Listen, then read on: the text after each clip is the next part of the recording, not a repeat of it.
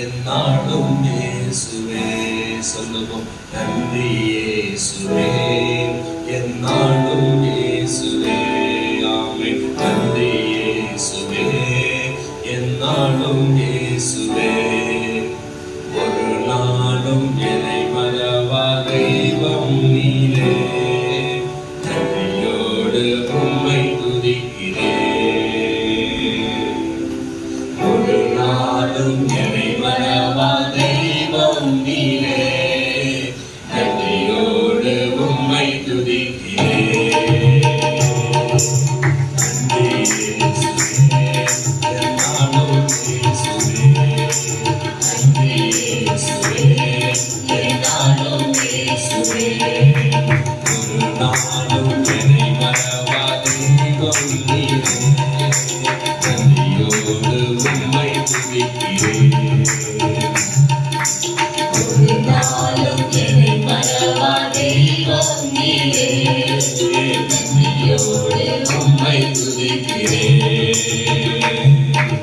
வருடங்கள் காலங்களா என்னை வருவாமல் காத்தீரையா. வருடங்கள் காலங்களா என்னை வருவாமல் காத்தீரையா.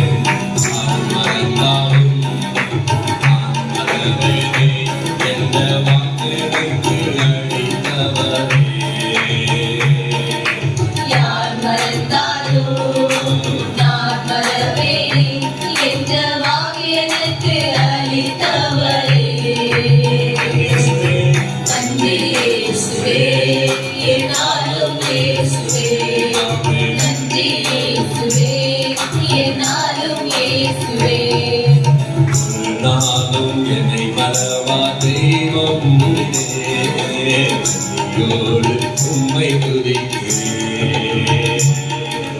ஒரு நாளும் என்னை மறவா தெய்வம் நீரே, நன்றியோடு உம்மை துதிக்கிறேன். எதிர்காலமும் கையிலே எந்தன் பயம் யாவும் நீங்கியதே.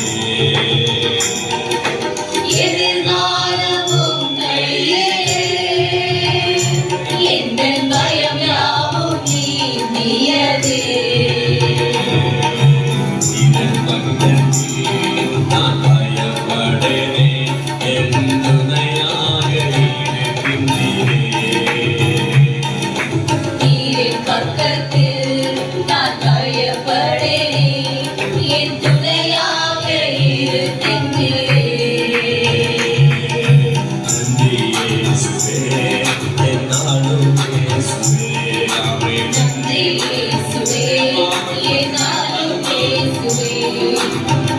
நாளும் என்னை மறவா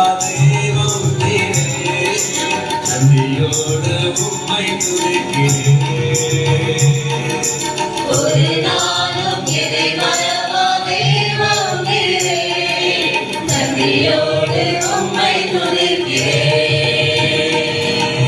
இயேசுவின் நடுங்குகிறா நான் குணமானேன் குணமானேனே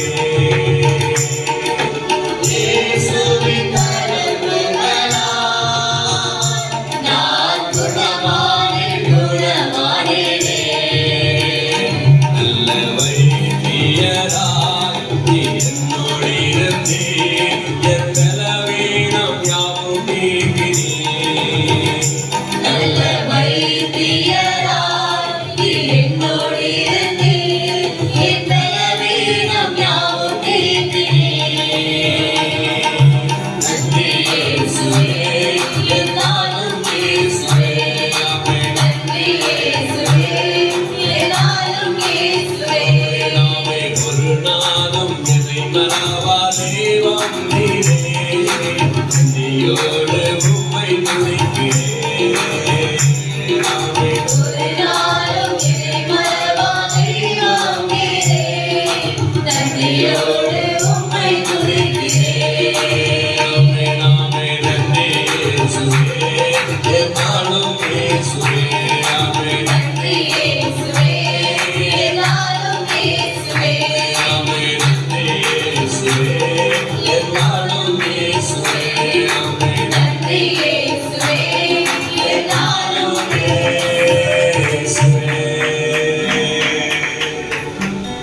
வாக்குதத்தம் தந்தவரே உந்தன் வாக்கில் உண்மை உள்ளவரே வாக்குதத்தம் தந்தவரே உந்தன் வாக்கில் உண்மை உள்ளவரே யார் மறந்தாலும் நான் மறவேனே என்ற வாக்கு எனக்கு அளித்தவரே விசுவாசத்தோடு யார் மறந்தாலோ நான் மறவேனே என்ற வாக்கெனக்கு அளித்தவரே ஆமாண்டவரே உமக்கு நன்றிகள் ஏறெடுக்கிற கர்த்தாவே ஒரு நாள் உம்மை மறவாத கிருபை தந்தவரே உமக்கு ஸ்தோத்திரம் அனுதினமும் எங்களோடு கூட இருக்கிறவர்க்காக உமக்கு ஸ்தோத்திரம் உலகத்தின் முடிவு பரியந்தம் சகல நாட்களின் உடனே கூட இருக்கிற வாக்குரைத்ததுக்காக நன்றி செலுத்துகிறோம் அப்பா இந்த காலை நேரத்தில் எங்கள் மூளையத்தை நம்முடைய கலந்து ஒப்பு கொடுத்து அப்பா உங்க நாமத்தை உயர்த்தி பாடி துதித்து உங்களை உயர்த்தி மகிழ்ப்படுத்துகிறோம் ஆமே என்ன எனக்கு இல்லாமல் போனாலும் கிருபை எனக்கு போதுமையா அன்னம் தண்ணி ஆகாரம் இல்லாமல் போனாலும் உங்கள் கிருபை எனக்கு போதுமையா ஆமாண்டவரே சீவையா உலக வாழ்க்கையில் இது இருந்தாலும் இல்லாமல் போனாலும் கிருபை மட்டும் இல்லைன்னா ஒன்றுமே கிடையாது கிருபை வரவோ இயேசு கிறிஸ்துவால் உண்டான ஜீவன் என்று சொல்லப்படுகிறது அந்த கிருபை வரம் எங்களுக்கு இல்லை கேட்டால் நித்திய ஜீவனை இழந்து விடுவோம் ஆண்டவரே உங்களுடைய கிருபை எங்களுக்கு போதும் எது இருந்தாலும் நம்முடைய கிருபை எங்களோடு கூட இருப்பதாக ஆமே என் கிருபை உனக்கு போதும் உன் பலவீனத்தில் என் பலன் பூரணமாய் விளங்கும் என்று உரைத்தவரே கிருபை எங்களுக்கு போதுமப்பா ஆமே என்ன எனக்கு இல்லாமல் போனாலும் உன் கிருபை எனக்கு போதும் ஐயா என்ன எனக்கு இல்லாமல் போனாலும் உன் கிருபை எனக்கு போதும் ஐயா அண்ணன் தண்ணி ஆகாரம் இல்லாமல் போனாலும் மகிமை எனக்கு போதும் ஐயா என் இயேசுநாதா மகிமை எனக்கு போதுமையா என்னை எனக்கு இல்லாமல் போனாலும் உன் கிருபை எனக்கு போதுமையா என்ன எனக்கு இல்லாமல் போனாலும் உன் கிருபை எனக்கு போதுமையா சுற்றத்தாரும் உற்றாரும் என்னை மறந்தாலும் நீர் என்னை மறப்பதில்லையே சுற்றத்தாரும் உற்றாரும் என்னை மறந்தாலும்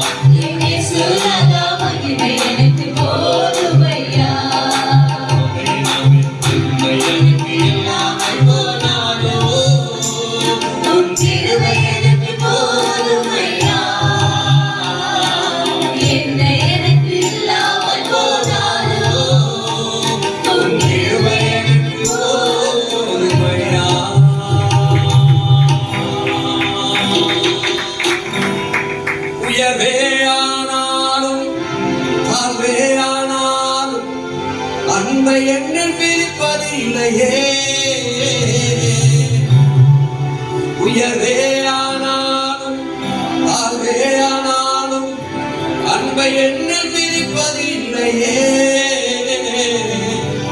மரணமையானாலும் ஜீவனையானாலும் மரணமையானாலும் ஜீவனையானாலும் நீரின்றி எவரும் இல்லையே. உன் துணையின்றி வாழ்வு இல்லையே.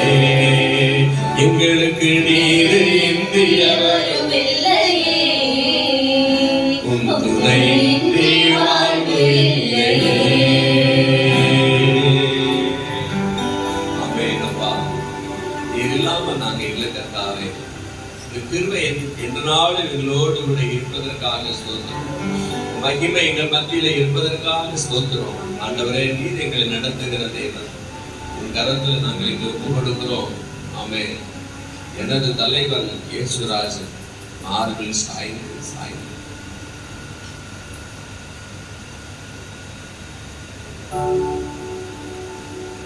எனது தலைவன் இயேசுராஜன் மார்பில் சாய்ந்து சாய்ந்து மகிழ்ந்து மகிழ்ந்திடுவே. எனது தலைவன் இயேசுராஜன் மார்பில் சாய்ந்து சாய்ந்து மகிழ்ந்து மகிழ்ந்திடுவே. எனது தலைவன் இயேசுராஜன் மார்பில் சாய்ந்து சாய்ந்து மகிழ்ந்து மகிழ்ந்திடுவே. இதய தீபம் எனது தெய்வம் இரக்கத்தின் சிகரம். இதய தீபம் எனது தெய்வம் இரக்கத்தின் சிகரம். பார்த்து பார்த்து ரசித்து ருசித்து பார்த்து பார்த்து ரசித்து ருசித்து பரவசம் அடைவேனா. பரவசம் அடைவேன். எனது தலைவன் இயேசுராஜன் மார்பில் சாய்ந்து சாய்ந்து மகிழ்ந்து மகிழ்ந்திடுவேன். எனது தலைவன் இயேசுராஜன் மார்பில் சாய்ந்து சாய்ந்து மகிழ்ந்து மகிழ்ந்திடுவேன். நீதிதேவன் வெற்றிவேந்தன் அமைதியின் மன்னன். நீதிதேவன் வெற்றி வேந்தன் அமைதியின் மன்னன். நினைத்து நினைத்து துதித்து துதித்து நினைத்து நினைத்து துதித்து துதித்து நிம்மதி அடைவேனா. நிம்மதி அடைவேன். எனது தலைவன் இயேசுராஜன் மார்பில் சாய்ந்து சாய்ந்து மகிழ்ந்து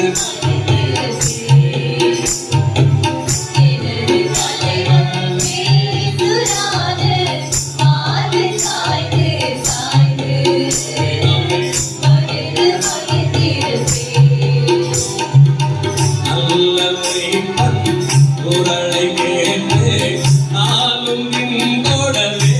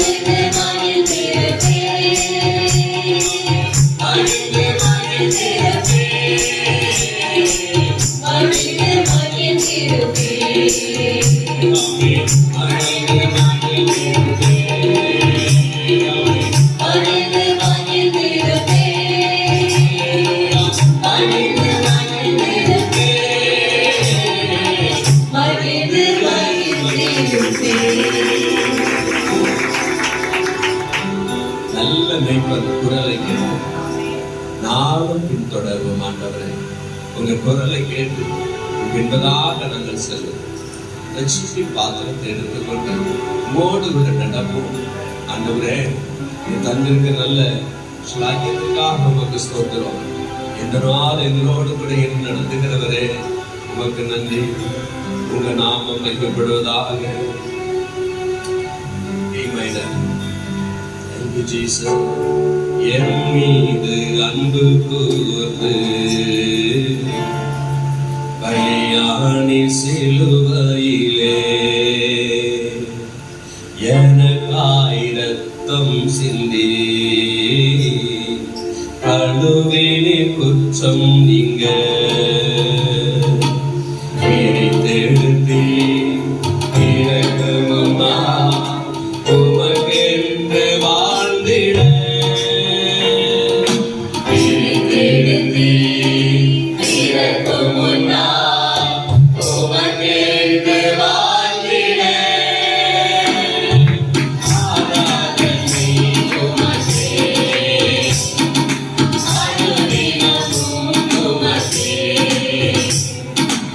ஆராதனை உமக்கே அனுதினமும் உமக்கே.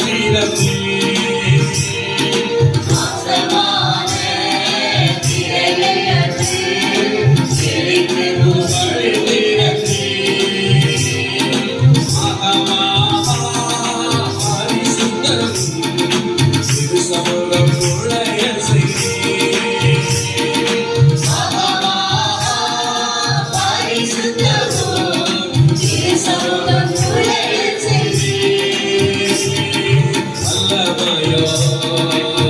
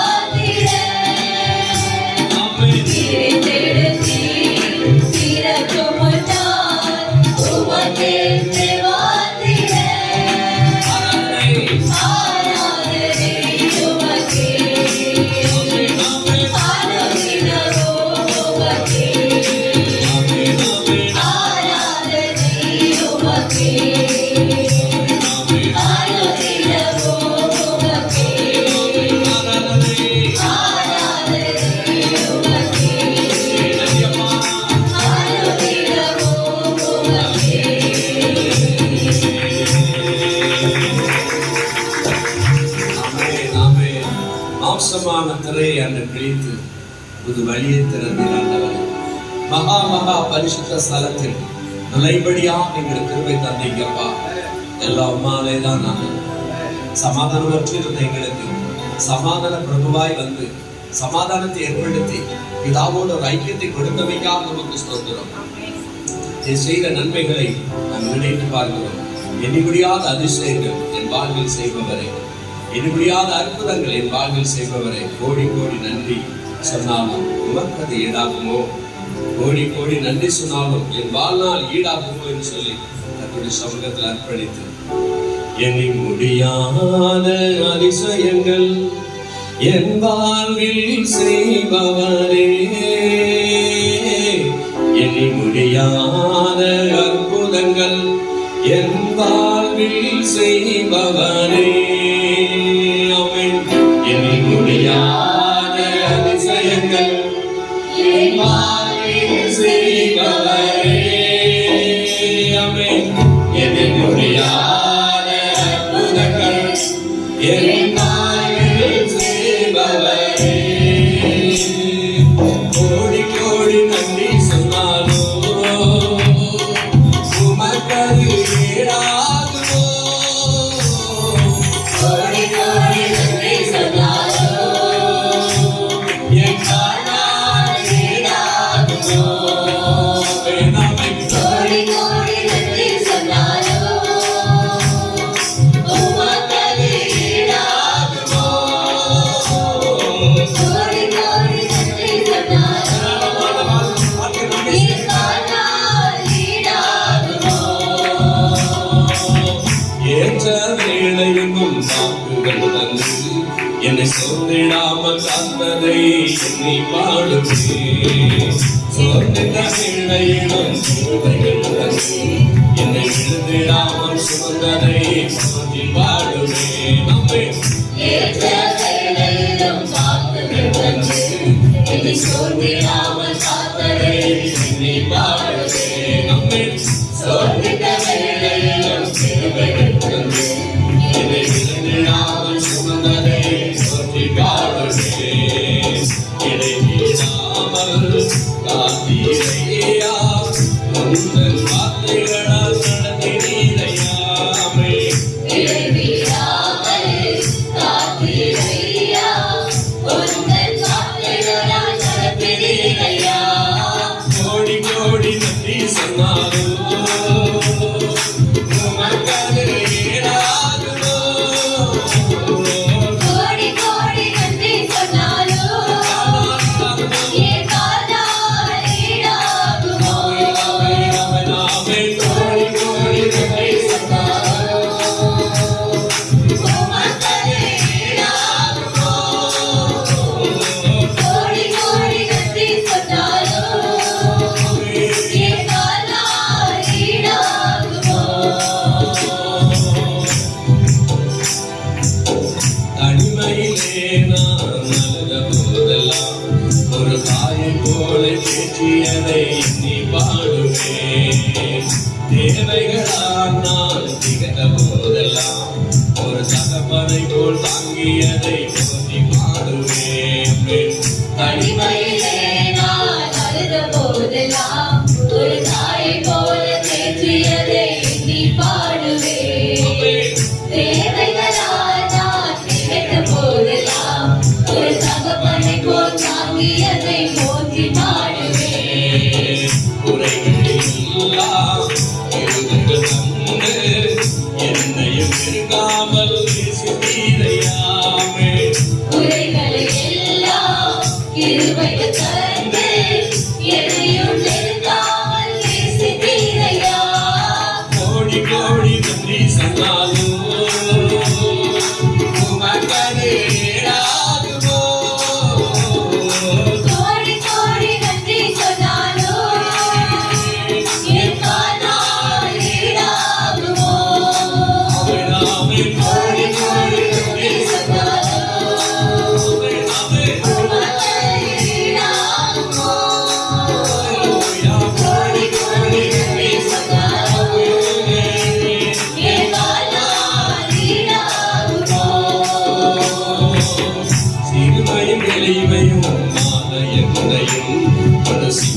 மனதில் வைத்தீரே போற்றி பாடுவேனே. அலங்கோலமாக இருந்த என் வாழ்க்கை அலங்கரமாய் மாற்றியதை போற்றி பாடுவேனாமே. சிலுவை மேன்மையும் மாலை என்னையும் கொண்டு சிங்காசனத்தில் வைத்தீரே உம்மை பாடுவேனாமே. அலங்கோலமாக இருந்த வாழ்க்கையை அலங்கரமாய் மாற்றியதை போற்றி பாடுவேன். புழுதியிலிருந்து எழுந்தீரையா, எந்தன் தலையை நீர் உயர்த்தினீரையா. பொழுதிலிருந்து எழுந்தீரையா, எந்தன் தலையை நீர் உயர்த்தினீரையா. கோடி கோடி நன்றி சொன்னாலும் உமக்கது ஈடாகுமோ? கோடி கோடி நன்றி சொன்னாலும் என் வாழ்நாள் ஈடாகுமோ? கோடி கோடி நன்றி சொன்னாலும் உமக்கது ஈடாகுமோ? கோடி கோடி நன்றி சொன்னாலும் என் வாழ்நாள் ஈடாகுமோ?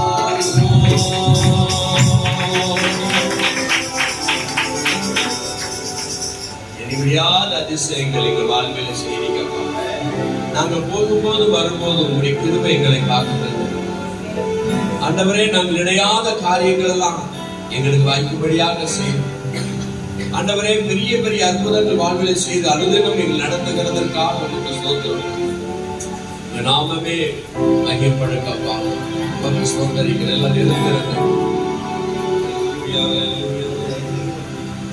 நன்றி தகப்பனே, உம்மை துதிக்கிறோம். பரிசுத்தரே, உம்மை ஆராதிக்கிறோம் கர்த்தாவே. அல்லேலூயா. பாராவிலை வந்தாலும் சோராது மனமே வல்ல கிறிஸ்தேசு நல்ல தாரகமே. பழைய கீர்த்தனை பாடல்.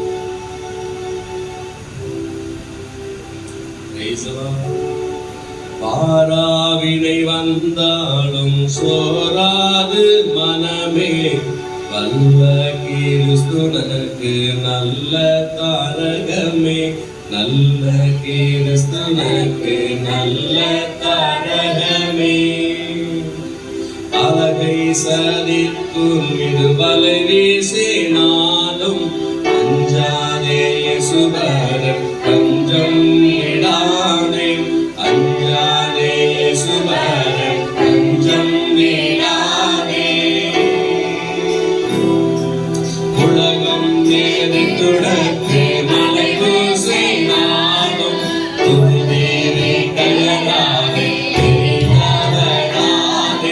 துருதேவி கலராதே தெரிந்தவராதே. தேகம் மோகம் நெஞ்சிலேகம் கண்டாலும் திறமனதாயிரும் கடற்கூறி வாயே. திறமனதாயிரும் கடற்கூறி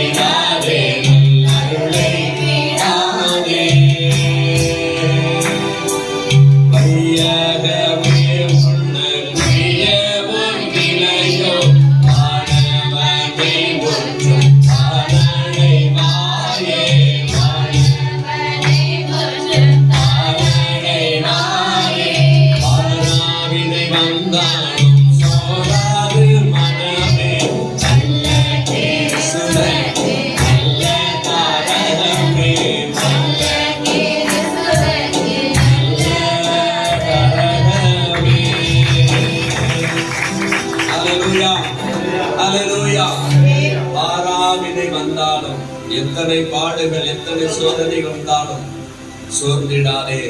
ஆமென். சோராதே மனமே. நல்ல கிறிஸ்து உனக்கு நல்ல துணையாக தரகமாக இருக்கிறவர். ஆமென். அல்லேலூயா.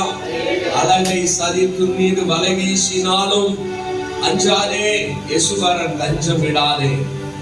பழைய கீர்த்தனை பாடல்கள் மறுபடியுமாக ஒரு சில கவிகளை பாடி கர்த்தருடைய சமூகத்துல நம்ம உணர்ந்து பாடுவோம். இந்த பாடல்கள் மூலமாக ஆண்டவர் நமக்கு என்ன உணர்த்துகிறார். ஆமென். அல்லேலூயா. உலகம் எதிர்த்து உனக்கு மலைக்கு செய்தாலும் புரிந்து கொள்ளலாம். உலகம் உன்னை எதிர்த்து பலவிதமான காரியங்கள் செய்தாலும் உன்னுடைய உறுதியை விட்டு அயராதே. ஆமென். அல்லேலூயா. உன்னுடைய உறுதியை விட்டு அயராதே. அதே போல நெறி தவறி விடாதே. ஆமென். அல்லேலூயா. உலகம் எதிர்த்துனக்கு மலைவு செய்தாலும் உறுதி விட்டு அயராதே. நெறி தவறாதே. உறுதி விட்டு அயராதே.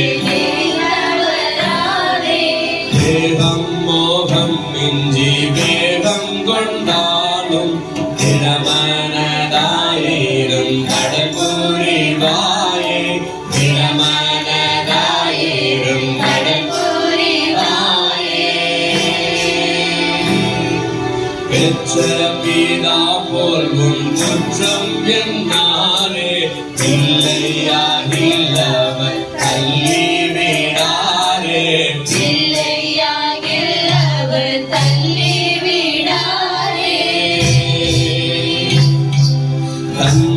தன்னுயிரிந்திட்ட உன்னி சொன்னாத தள்ளுவாரோ அன்பு கொள்ளவர் மீதே.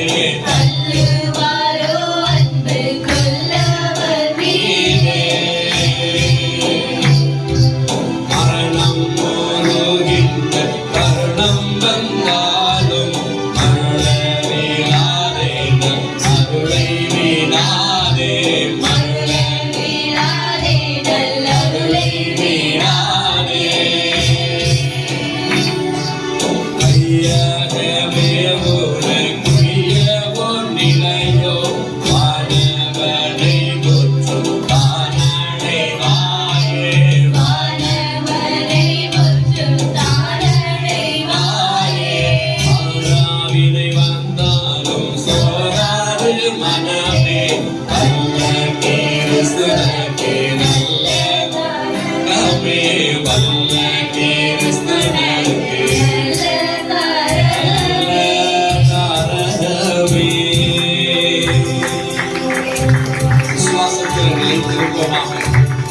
அவருக்குள்ள பலப்படுவோமாக.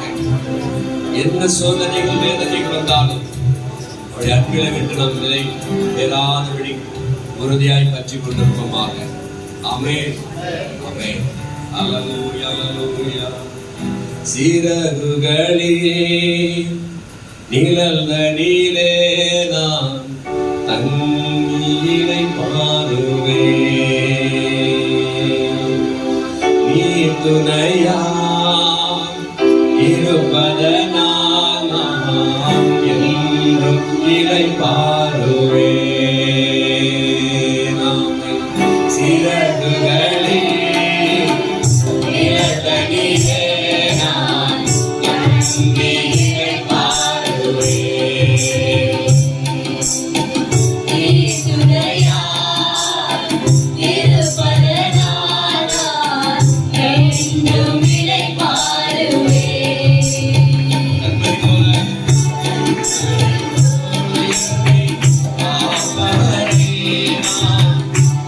Thank you.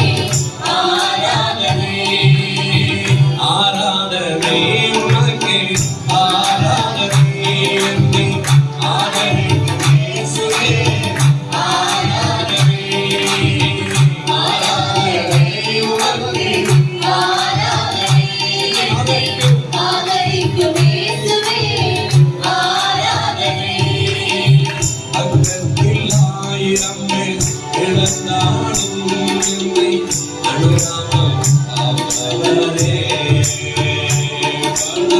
பக்கத்தில் 1000 இருந்தாலும் என்னை அழுகாமல் காப்பவரே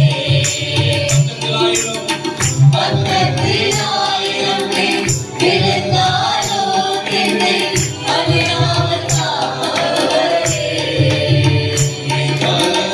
பக்கத்தில் 10,000 இருந்தாலும் என்னை அழுகாமல் காப்பவரே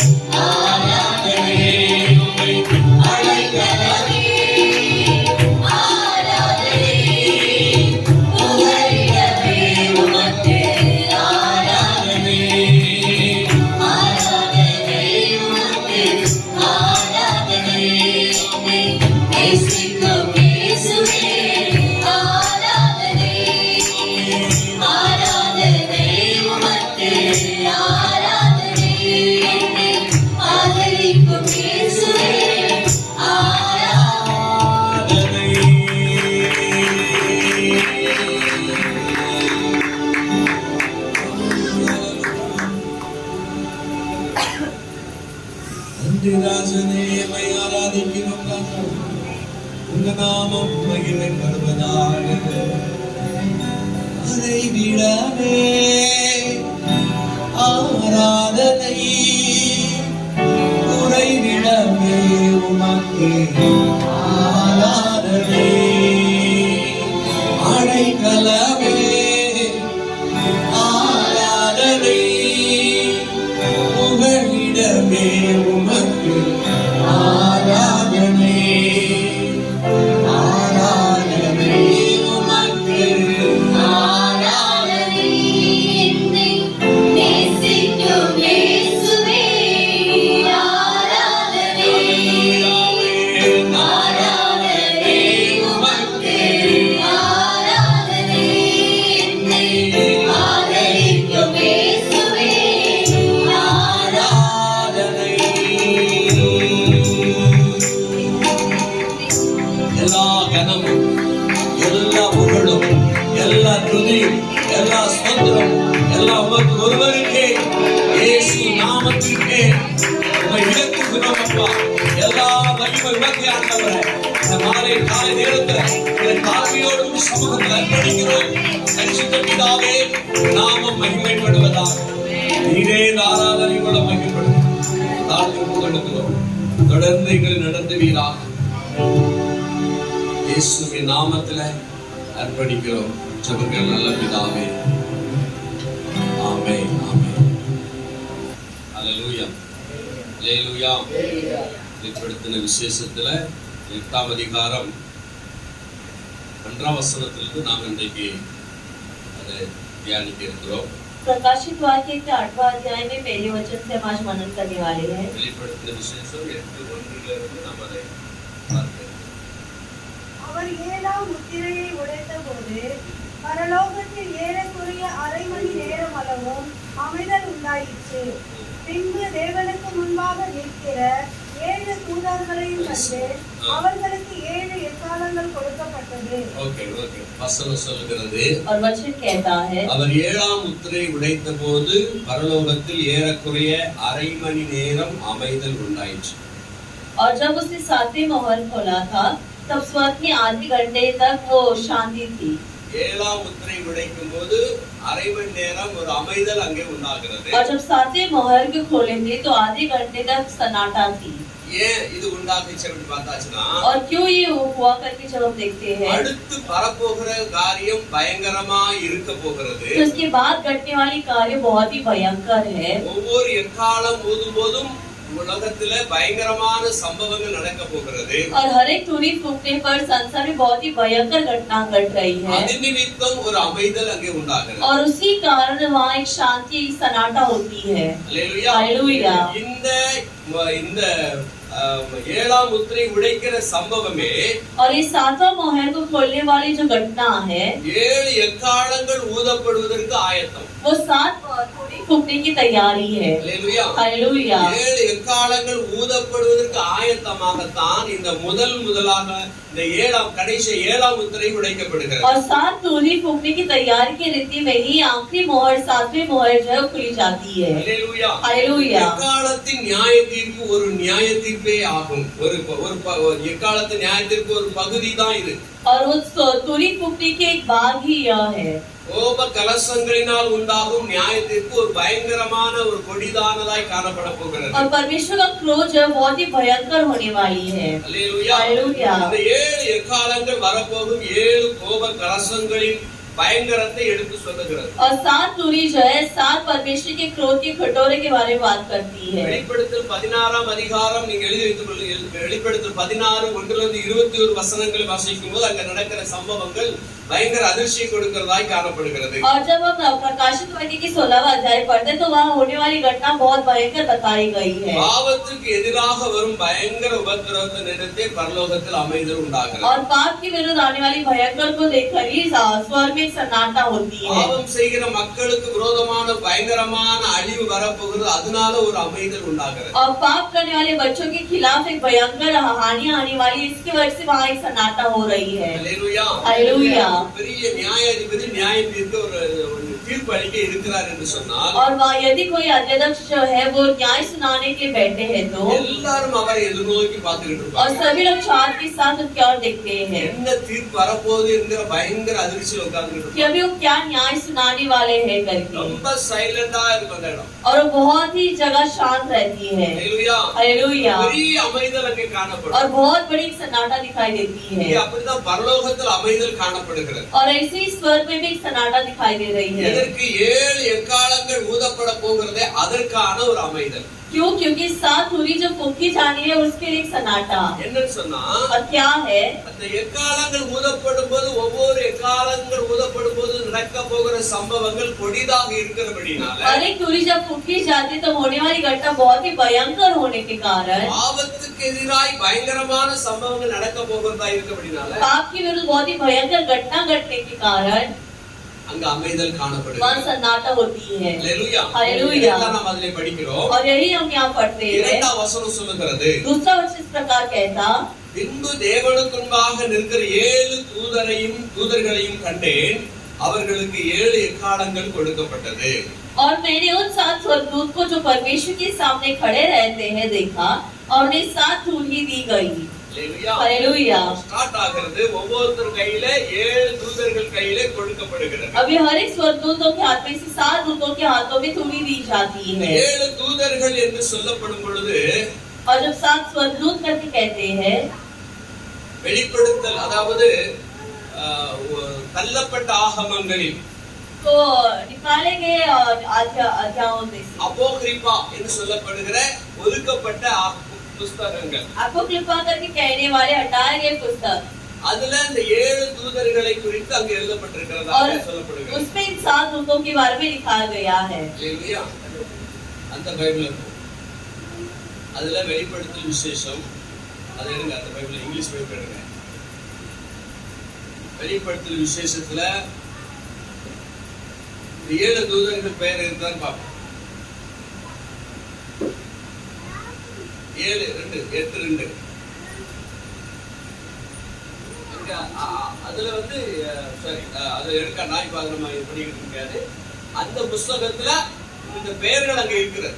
और उन पुस्तकों में नाम लिया गया है। அது இப்ப தேடுனா அது வேற புத்தகம் இருக்குது. அந்த இந்த அதிகாரம் கிடையாது, வேற புத்தகத்துல இருக்கு. वही अध्यायों पे नहीं बल्कि दूसरे अध्यायों में उनका नाम दिया गया அந்த है। 7 தூதர்களை குறித்து அவங்க நோட் பண்ணியிருக்கிறாங்க. और इन 7 दूतों के बारे में वो लिखे हैं। ரோமன் கத்தோலிக்க திருச்சபையார்கள் இந்த வேதாகமத்தை பயன்படுத்துகிறார்கள். और हमारे रोमन कैथोलिक भाइयों जो है वो इस पुस्तकों को, इस शास्त्र को इस्तेमाल करते हैं।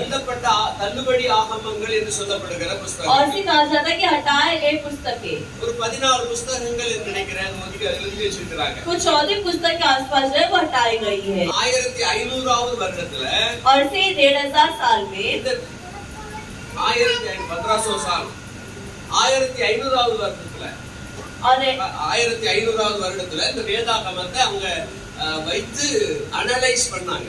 और 1500 साल में इसे रखकर वो खोज करते हैं எல்லாம் சோதிச்சாங்க. और उसकी खोज करते हैं। அதுக்கப்புறம் அந்த வேதாகமத்தை ஒரு புக்காக ஆட் பண்ண ஆரம்பிச்சாங்க. उसके बाद उस शास्त्र को उन्होंने एक पुस्तक बनाया, அதிகாரங்களா மாத்தினாங்க, उसके अध्याय बनाते हैं, வசனங்களா மாத்தினாங்க. वचन बनाते हैं। ஹalleluya. हालेलुया। அப்போ இதுல மட்டும் செலக்டட் பைபிள் புத்தகம் மட்டும் இந்த 66 புத்தகம். और इसमें से चुने गए पुस्तक 66 पुस्तक இதுல எல்லா பரிசுத்த ஆவியானவருடைய எல்லா உணர்வுகளும் சரியானபடி எழுதி மக்களுக்கு தேவையானதை கொடுத்திருக்கிறார். और इसमें जो भी लोगों को एहसास दिलाता है उसे चुनकर उसे मिलाया गया है। அதுல அப்படி கிடையாது. उसमें ऐसा नहीं है। தள்ளுபடி ஆகமங்கள்ல கதைகளும் கற்பனைகளுமாக இருக்கிறது. और ये 18 पुस्तकें जो है उसमें कहानियां हैं और कल्पनाएं हैं। அப்ப இந்த லூக்கா எழுதும் பொழுது நான் திட்டமாய் விசாரித்து எழுதுன்னு சொல்லி தான் லூக்கா புத்தகத்தை எழுதுறாரு. तो जब लूका लिखते हैं तो कहते हैं कि बहुत ही खोज करके लिखता हूँ। அப்போஸ்தல புத்தகத்தை அவர் தான் எழுதுறாரு. प्रेरित को भी वही लिखते हैं। திட்டமாய் விசாரித்து எழுதும் போது அது கரெக்டா கிடைக்கும். तो जब योजना बनाकर खोज करके लिखते हैं तो सही रीति में मिलता பாருங்க, है।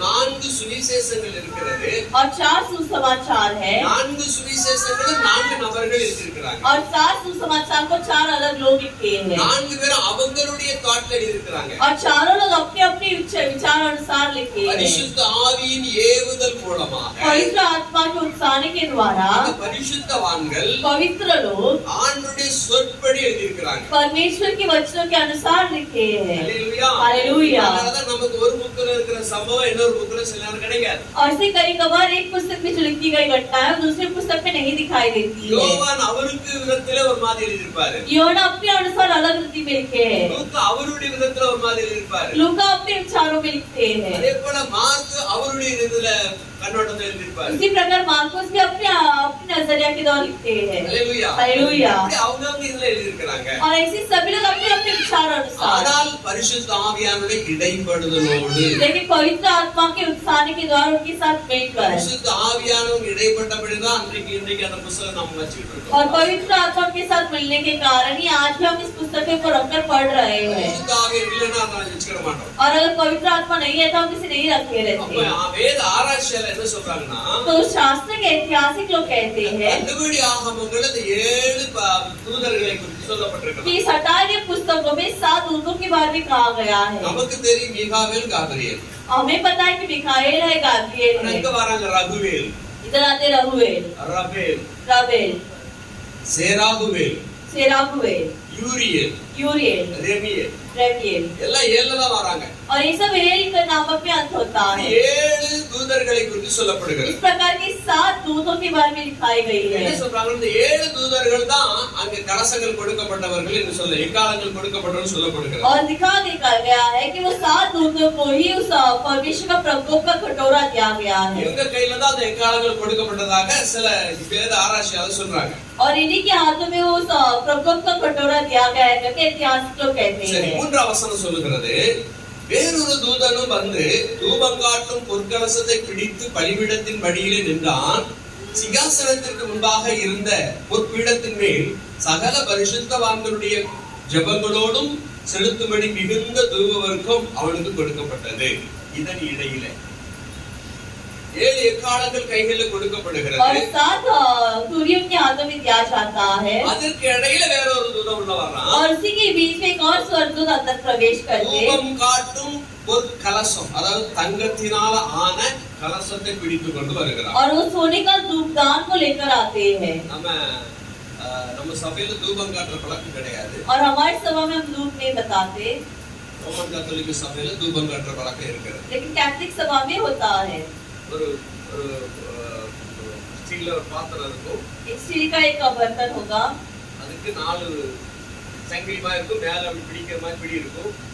और उसे ऐसे साकी की तरह होगा ऊपर से एक पकड़ रहती है அதன் அடியிலே தணல் போட்டு அதிலே தூபம் போடுவாங்க. और उसमें कोयला डालकर उसमें धूप डालते हैं அது அந்த அசைவாட்டுவாங்க. और इसे हिलाते हैं பழைய ஏற்பாட்டு பிரமாணத்தின்படி இதை அசைவாட்டுவாங்க. पुराने नियमों के अनुसार इसे हिलाते हैं தூபம் நறுமணமாக அப்படி அசைவாட்டுவாங்க. और उस धूप को अच्छी सुगंध फैलाने के लिए उसे हिलाते हैं அசைவாட்டும் போது மணி அடிப்பாங்க. और जब उसे हिलाते हैं तो कुछ घंटियां भी बजती है அதைத்தான் இன்னைக்கு இன்னொருத்தவங்க செஞ்சுக்கிட்டு இருக்காங்க. और वही आज दूसरे लोग भी कर रहे हैं ஹல்லேலூயா. हालेलुया நம்ம விட்டுட்டு அவங்க செய்றாங்க. हम छोड़ दिए वो कर रहे ஆனா हैं இன்றைக்கு ரோமன் கத்தோலிக்க சபையில இது தொடர்ந்து நடக்கிறது. लेकिन आज भी रोमन कैथलिक्स की सभा भी होती है பூசை நேரம் சொல்லுவாங்க. பூசை और उसे पूजा का समय कहते हैं நம்ம இப்போ இங்க சொல்றது மாஸ் நேரம், और अभी कहते हैं कि हम सेवा का समय நமாஸ் நேரம். नमाज का समय நமாஸ்ங்கிறது இஸ்லாமியர்களுக்கு சொல்ற வழக்கம். नमाज हमारे इस्लामिक भाइयां कहते हैं இது ரோமன் கத்தோலிக்க சொல்ல மாஸ் டைம். और रोमन कैथलिक्स कहते हैं कि वो मास का समय எழுதி है போட்டுப்பான். மாஸ் டைம் எழுதி போட்டுப்பான். और उधर लिखा जाता है कि उनके मास का समय इतना बजे அந்த का है போர்டுல நீங்க பாத்தீங்கன்னா மாஸ் எப்பப்பெல்லாம் நடக்கும்னு சொல்லிப்பாங்க. தமிழ்ல எப்படி நடக்கு, இந்தியில எப்படி நடக்கு, இங்கிலீஷ்ல எப்படி நடக்கு எல்லாம் எழுதி போட்டுருப்பான். और उस बोर्ड पे लिखा रहता है कि अरे भाषा में कभी कितना बजे होती है ஹல்லேலூயா. हालेलुया நம்ம என்ன பண்றோம்னா और हम क्या कहते हैं தூபமும் நறுமணமும் இதயத்திலிருந்து புறப்பட்டு வாய் வெளியே புறப்பட்டு ஆண்டவர் கனப்படுத்துது. और ये धूप और अच्छी सुगंध जो है हमारे हृदय से उत्पन्न होकर हमारे जबान के द्वारा परमेश्वर की महिमा देता है ஹல்லேலூயா. हालेलुया தூபம் போட்டு நறுமணத்தை வெளிப்படுத்துறாங்க. और उस धूप डालकर उस सुगंध को फैलाते நம்ம हैं முழு இதயத்தோடு ஜெபித்து ஆராதித்து தேவனுடைய சமூகத்துல கிரியை ஏற்படுத்துறோம். हम पूर्ण हृदय के साथ प्रार्थना करके परमेश्वर की उपस्थिति की सुगंध फैलाते हैं ஆமென். आमेन இதயத்திலிருந்து புறப்பட்டு வருகிற துதிகளை அவர் விரும்புறார். और हमारे हृदय से उत्पन्न होने वाली स्तुतियों को वो चाहते हैं இந்த இடத்துல பார்க்கிறோம் வேறொரு தூதன் வந்து தூபம் காட்டும் பொற்கலசத்தை பிடித்து और जगह पर देखते हैं कि दूसरी स्वर्गदूत आकर उस धूपदान का लेकर आता है பலிபீடத்தின் படியிலே நிற்கிறார். और वेड़ी के निकट खड़ा हुआ மேல பலிபீடம் இருக்கிறது. ऊपर वेड़ी है மேல ஏறி போற படிக்கு முன்னாடி அவர் நிற்கிறார். और उस वेदी पर जाने वाली इस पहली पड़ाव पर वो आकर खड़ा है சிங்காசனத்திற்கு முன்பாக இருந்த பொற்பீடத்தின் மேல் और सिंहासन पर ऊपर रहने वाले आकारों पर சகல பரிசுத்தவான்களுடைய ஜெபங்களோடும் செலுத்தும்படி மிகுந்த தூபவர்க்கம் அவனுக்கு கொடுக்கப்பட்டது. और सब पवित्र लोगों की प्रार्थना सहित स्वर्गदूत के हाथों में परमेश्वर के सामने पहुंच गया அல்லேலூயா. हालेलुया அதுல என்ன தூபவர்க்கம் தணல் போட்டிருந்தா அது தூபவர்க்கம் போடணும் இல்ல. और अगर उसने कोयले डाले हैं तो उसमें और भी चीजें डालनी पड़ती அந்த है தூபவர்க்கம் என்னன்னு பார்த்தா और उस धूप के लिए क्या दिया गया है பரிசுத்தவான்களுடைய ஜெபம். पवित्र लोग की प्रार्थना அல்லேலூயா. हालेलुया இந்த ஜெபங்கள் தான் அதுல போடப்பட்டிருக்கு. और वही प्रार्थना इधर दिया गया है நீங்க ஜெபிக்கிற ஜெபங்கள் அங்கே போய் சேரும். और वो प्रार्थना हम जो भी करते वहां जाकर पहुंचती है அல்லேலூயா. हालेलुया வெளிப்படுத்தல் விசேஷம் 5ஆம் அதிகாரம் 8ஆம் வசனம் வாசிக்கலாம். प्रकाशित वाक्य के 5वां अध्याय में 8वां वचन पढ़ेंगे அந்த புஸ்தகத்தை அவர் வாங்கினபோது ஆ. அந்த 4 ஜீவன்களும் ம். 24 மூப்பர்களும் ம். தங்கள் சுரமண்டலங்களையும் பரிசுத்தவான்களுடைய ஜெபங்களாகிய தூப வர்க்கத்தால் நிறைந்த பொற்கலசங்களையும் பிடித்துக் கொண்டு தூபவர்க்கத்தால் நிறைந்த பொற்கலசங்கள் பிடிக்கிறார்கள். ஆமென். ஆட்டுக்குட்டியானதற்கு முன்பாக ம். வணக்கமாய் விழுந்து தேவரின் புஸ்தகத்தை வாங்கவும் சரி, போதும். பரிசுத்தவான்களின் ஜெபம் என அடிக்கடி கூறப்படுகிறது. और पवित्र लोग की प्रार्थना करके लगातार से दोहराया जाता है எல்லா மக்களுடைய ஜெபங்கள் அதுல வந்து சேருகிறது. और सभी लोग की प्रार्थना इसमें आकर शामिल होती है அதுதான் தூபமாய் நறுமணமாய் தேவ சமூகத்துல போகிறது. और वही धूप बनकर अच्छी सुगंध बनकर परमेश्वर की उपस्थिति में जा पहुंचती है அநீதியான உலகத்திலே அழிக்கப்பட்டு நீதி நிலைநாட்டப்பட்ட விசுவாசிகளின் பரிந்துரை ஜெபம் இதுவாக காணப்படுகிறது. और अन्यायी संसार पर मारकर न्याय की प्रार्थना जो प्रार्थना की जाती है वो जुदा जाकर पहुंच रही है ஆமென். आमेन எல்லா பரிசுத்தவான்களுடைய ஜெபம் என்று இந்த புத்தகத்தில் சொல்லப்படுகிறது. और इस पुस्तक में लिखा गया है कि सारे पवित्रों की प्रार्थना சகல பரிசுத்தவான்களுடைய ஜெபங்களோடும் என்று சொல்லப்படுகிறது. और सारे पवित्र लोगों की प्रार्थना करके कहा जा रहा है எல்லா பரிசுத்தவான்களுடைய ஜெபம் என்று யோவான் இதை கூறுவதனால और सभी पवित्र लोगों की प्रार्थना करके यूहन्ना कहने के कारण பரலோகத்தில் இருக்கும் பரிசுத்தவான்கள் பரிசுத்தவான்களின் ஜெபத்துடன் स्वर्ग में रहने वाले पवित्र लोगों की प्रार्थना के द्वारा உபத்திரகால பரிசுத்தவான்களின் ஜெபம் இணைந்து கொள்வதை இதில் நாம் பார்க்க முடியும். वो हानिया के समय की लोगों की प्रार्थना के साथ जुड़ जाती है। ஏற்கனவே பரலோகத்துல இருக்கிறாங்க, पहले से स्वर्ग में वो है, அப்புறம் உபத்திரகால பரிசுத்தவான்கள். उसके बाद कठिनाई के समय की पवित्र लोग, இந்த ரெண்டு ஜெபங்களும் அவருக்கு முன்பதாக வருகிறது. और ये दोनों प्रार्थना के सामने आप पहुंचती है। हालेलुया. हालेलुया। இந்த கலசத்திலே அந்த ஜெபங்கள் நறுமணமாக போடப்படுகிறது. और उस कटोरों पर ये प्रार्थना जो है अच्छी सुगंध के रूप में डाला जाता है। அவர் பாடுறாரு, फादर बेरफान जी गाते हैं, தூபமாய் நறுமணமாய் துதிகளை செலுத்துகிறோம், தூபமாய் நறுமணமாய் துதிகளை செலுத்துகிறோம், எந்நாளும் எப்போதும் எல்லா ஜெபத்தோடும் ஆவியில் ஜெபிக்கின்றோம், எந்நாளும் எப்போதும் எல்லா ஜெபத்தோடும் ஆவியில் ஜெபிக்கின்றோம், மகிமை மகிமை மாட்சிமை மாறாய நேசரே, மகிமை மகிமை மாட்சிமை மாறாய நேசரே. நம்முடைய ஜெபங்கள் அப்படியாய் தூபமாய் நறுமணமாய் அவர்கள் போய் சேரும். और हमारी प्रार्थना ठीक इसी तरह धूप बनकर अच्छी सुगंध बनकर उनको जाकर पहुंचती है। ஏற்கனவே பரிசுத்தவான்கள் பரலோகத்துல இருக்கிறாங்க. पहले ही पवित्र लोग स्वर्ग में है, உபத்திர காலத்துல அடிக்கப்பட்டவருடைய ஜெபங்கள், और इस कठिनाई के समय में की गई प्रार्थना, நம்முடைய ஜெபம், हमारी प्रार्थना, எல்லாருடைய ஜெபங்கள் அங்க போய் சேருகிறது. और सभी की प्रार्थना वहां जाकर पहुंचती है। சரி, இப்ப 4ஆம் வசனம் 5ஆம் வசனம். चौथा और पांचवा वचन पढ़ेंगे। அப்படியே பரிசுத்தவான்களுடைய ஜெபங்களோடும் செலுத்தப்பட்ட தூப வர்க்கத்தின் புகையானது தூதனுடைய கையில் இருந்து தேவனுக்கு முன்பதாக எழும்பிற்று. ஏற்கனவே 7 பேர் கைகளிலே எக்காலங்கள் கொடுக்கப்பட போகிறது, கொடுக்கப்பட்டு விட்டது. அதற்கு ஊடாக ஒரு தூதன் வந்து தூப கலசத்தை பிடித்துக் கொண்டு பரிசுத்தவான்கள் ஜெபங்கள் என்ற நறுமணங்கள் அதில் போடப்பட்டு தேவ சமூகத்தில் அது ஏறெடுக்கப்படுகிறது. என்ன பண்ணப்படுது? பரிசுத்தவான்களுடைய ஜெபங்களோடும் செலுத்தப்பட்ட தூப வர்க்கத்தின் புகையானது தேவனுடைய கையிலிருந்து தேவனுக்கு முன்பாக எழும்பிச்சு. ஆமென். இப்ப இரண்டாவது பார்க்கிறோம்.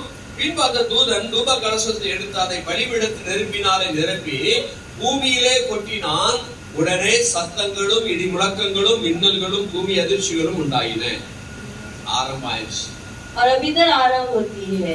हालेलुया। இதுதான் ஆரம்பம். और यही आरंभ है। பூமியில அந்த கொட்டின உடனே, और जैसे पृथ्वी में से डालते हैं, கலசத்தில் உள்ள அக்கினியை கொட்டின உடனே, और जब उस धूपदान की अग्नि को पृथ्वी पर डालते हैं, என்னென்ன சம்பவங்கள் நடக்கும் பாருங்க. तो क्या क्या होती है? பூமியில கொட்ட உடனே சத்தங்கள், तो गर्जन, பயங்கரமான சத்தம். बहुत गर्जन।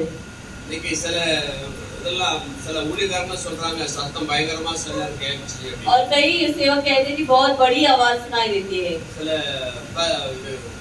மீடியாக்கள் சொல்றாங்க இந்த இடத்துல ஒரு பயங்கரமான சத்தம் எழுந்துச்சு அப்படின்னு. और मीडिया के लोग कहते हैं इस जगह से एक बड़ी सी आवाज निकली। அது எப்படியோ தெரியல, ஆனா எழுப்பியிருக்கலாம், கேட்டிருக்கலாம். ஆனால் வருகிற நாட்கள்ல இந்த மாதிரி சம்பவங்கள் உபத்திர காலத்துல இப்படி சம்பவங்கள் நடக்க போகிறது. और आने वाले समय में संकटों के युग में इस प्रकार की घटनाएं घटेगी। சொல்லப்படுகிறது. और कहा गया है, முதலாவது சத்தம் கேட்கிறது, तो पहले तो गर्जन सुनाई देती है, இரண்டாவது இடி முழக்கம் கேட்கிறது, और गर्जन और शब्द और दूसरी बिजलियां, மூன்றாவது மின்னல்களும் பூமி அதிர்ச்சிகளும் உண்டாகும். फिर बिजली और भूकंप होती है। ஹல்லேலூயா. हालेलुया। தூப கலசம் அந்த அக்கினி கலசம் கொட்டப்படும் போது இந்த சம்பவங்கள் நடக்கிறது. और जब इस धूपदान की आग को पृथ्वी पर डालते तो इस प्रकार की घटनाएं घटती है। ஜெபங்களை தூப வர்க்கத்துடன் சேர்த்து தேவனுக்கு முன்பதாக செலுத்தினதோடு, और प्रार्थना को परमेश्वर के साथ मिलकर जब उंडेलते हैं, அதோடு அவன் நின்று விடவில்லை. उनसे वहाँ रुकते नहीं है। தூபம் காட்டும் அந்த ஒரு கலசத்தை எடுத்து பலிபீடத்தில் நெருப்பினாலே நிரப்புகிறான். बल्कि धूपदान को बेड़ी की आगों से भरते हैं। பலிபீடத்தில் நெருப்பினாலே நிரப்பி அதை கொட்டுகிறான். धूपदान को लेकर वेदी की आग से भरकर उसे उंडेलते அதனால हैं, பூமி எங்கும் பயங்கர சத்தம், और से पृथ्वी पर एक बड़ी सी आवाज, இடி முழக்கம், மின்னல்கள், और बिजली और भूकंप, பூமி அதிர்ச்சி. भूकंप। 4 காரியங்கள். 4 कार्य। அல்லேலூயா. हालेलुया। முதலாவது என்ன சொல்லப்படுது? பெரிய சத்தம் வரும். पहला कहा जाता है कि बड़ी सी गरज है அந்த சத்தத்தை நம்மளால கேட்க முடியாது. और वो आवाज हम सुन नहीं सकते, காதெல்லாம் முடியுது. हमारे कान फट जाएंगे। அல்லேலூயா. हालेलुया। மோசேகிட்ட ஆண்டவர் அந்த சம்பவம் சீனாய் மலையில் நடக்கும்போது அவருடைய சத்தத்தை கேட்க முடியாம ஜனங்க பரிதவிச்சாங்க. मूसा के पास जब परमेश्वर सिनाई में बात करते तो लोग उस आवाज को ना सहन कर पाते சத்தம் கேட்க முடியாம அப்படியே காதை பொத்திக்கிட்டாங்க. और आवाज को ना सहन करते हुए वो कान को बंद करते हैं। ஆமென். அது ஆமென். பயங்கரமான சத்தம். बहुत बड़ी आवाज। ஏன்னா ஒரு காது நம்ம நினைக்கிறோம் நமது பூமி எவ்வளவு பெருசு, பூமியில எவ்வளவு சத்தம் கேட்டாலும் நமக்கு அதை தாங்கிக் கொள்ளலாம் அப்படின்னு நம்ம நினைச்சுக்கிறோம். ஆனா கர்த்தருடைய சத்தமும் பூமி வந்து அவருக்கு முன்னாடி வந்தாண்டாம். और हम சத்தம் அவ்வளவு பயங்கரமா இருக்கும். और हम सोच सकते हैं कि पृथ्वी कितना बड़ा तो आवाज हम सहन कर पाएंगे, लेकिन परमेश्वर के सामने पृथ्वी बहुत ही छोटी से समान है। வசனம் சொல்லுகிறது சிங்கம் கர்ச்சிக்கிறது யார்?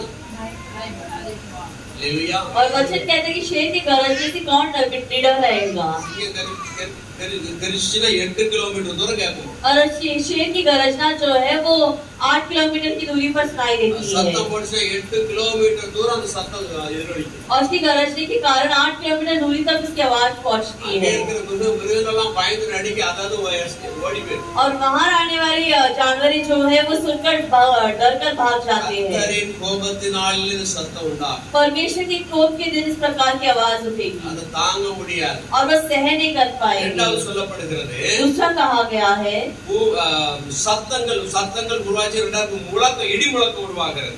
कि शब्द सुनाई दे रही है, இடி முழக்கம். बिजलियां। அல்லேலூயா. हालेलुया। பயங்கரமான இடி முழக்கம், और बिजली होती है பயங்கரமான மின்னல். और बहुत बड़ी बिजलियां। அல்லேலூயா. हालेलुया। சத்தம்னா ரொம்ப பயங்கரமா அதிர்ச்சி படுத்துது और वो மக்களை. शब्द बहुत ही लोग को आश्चर्य करता है।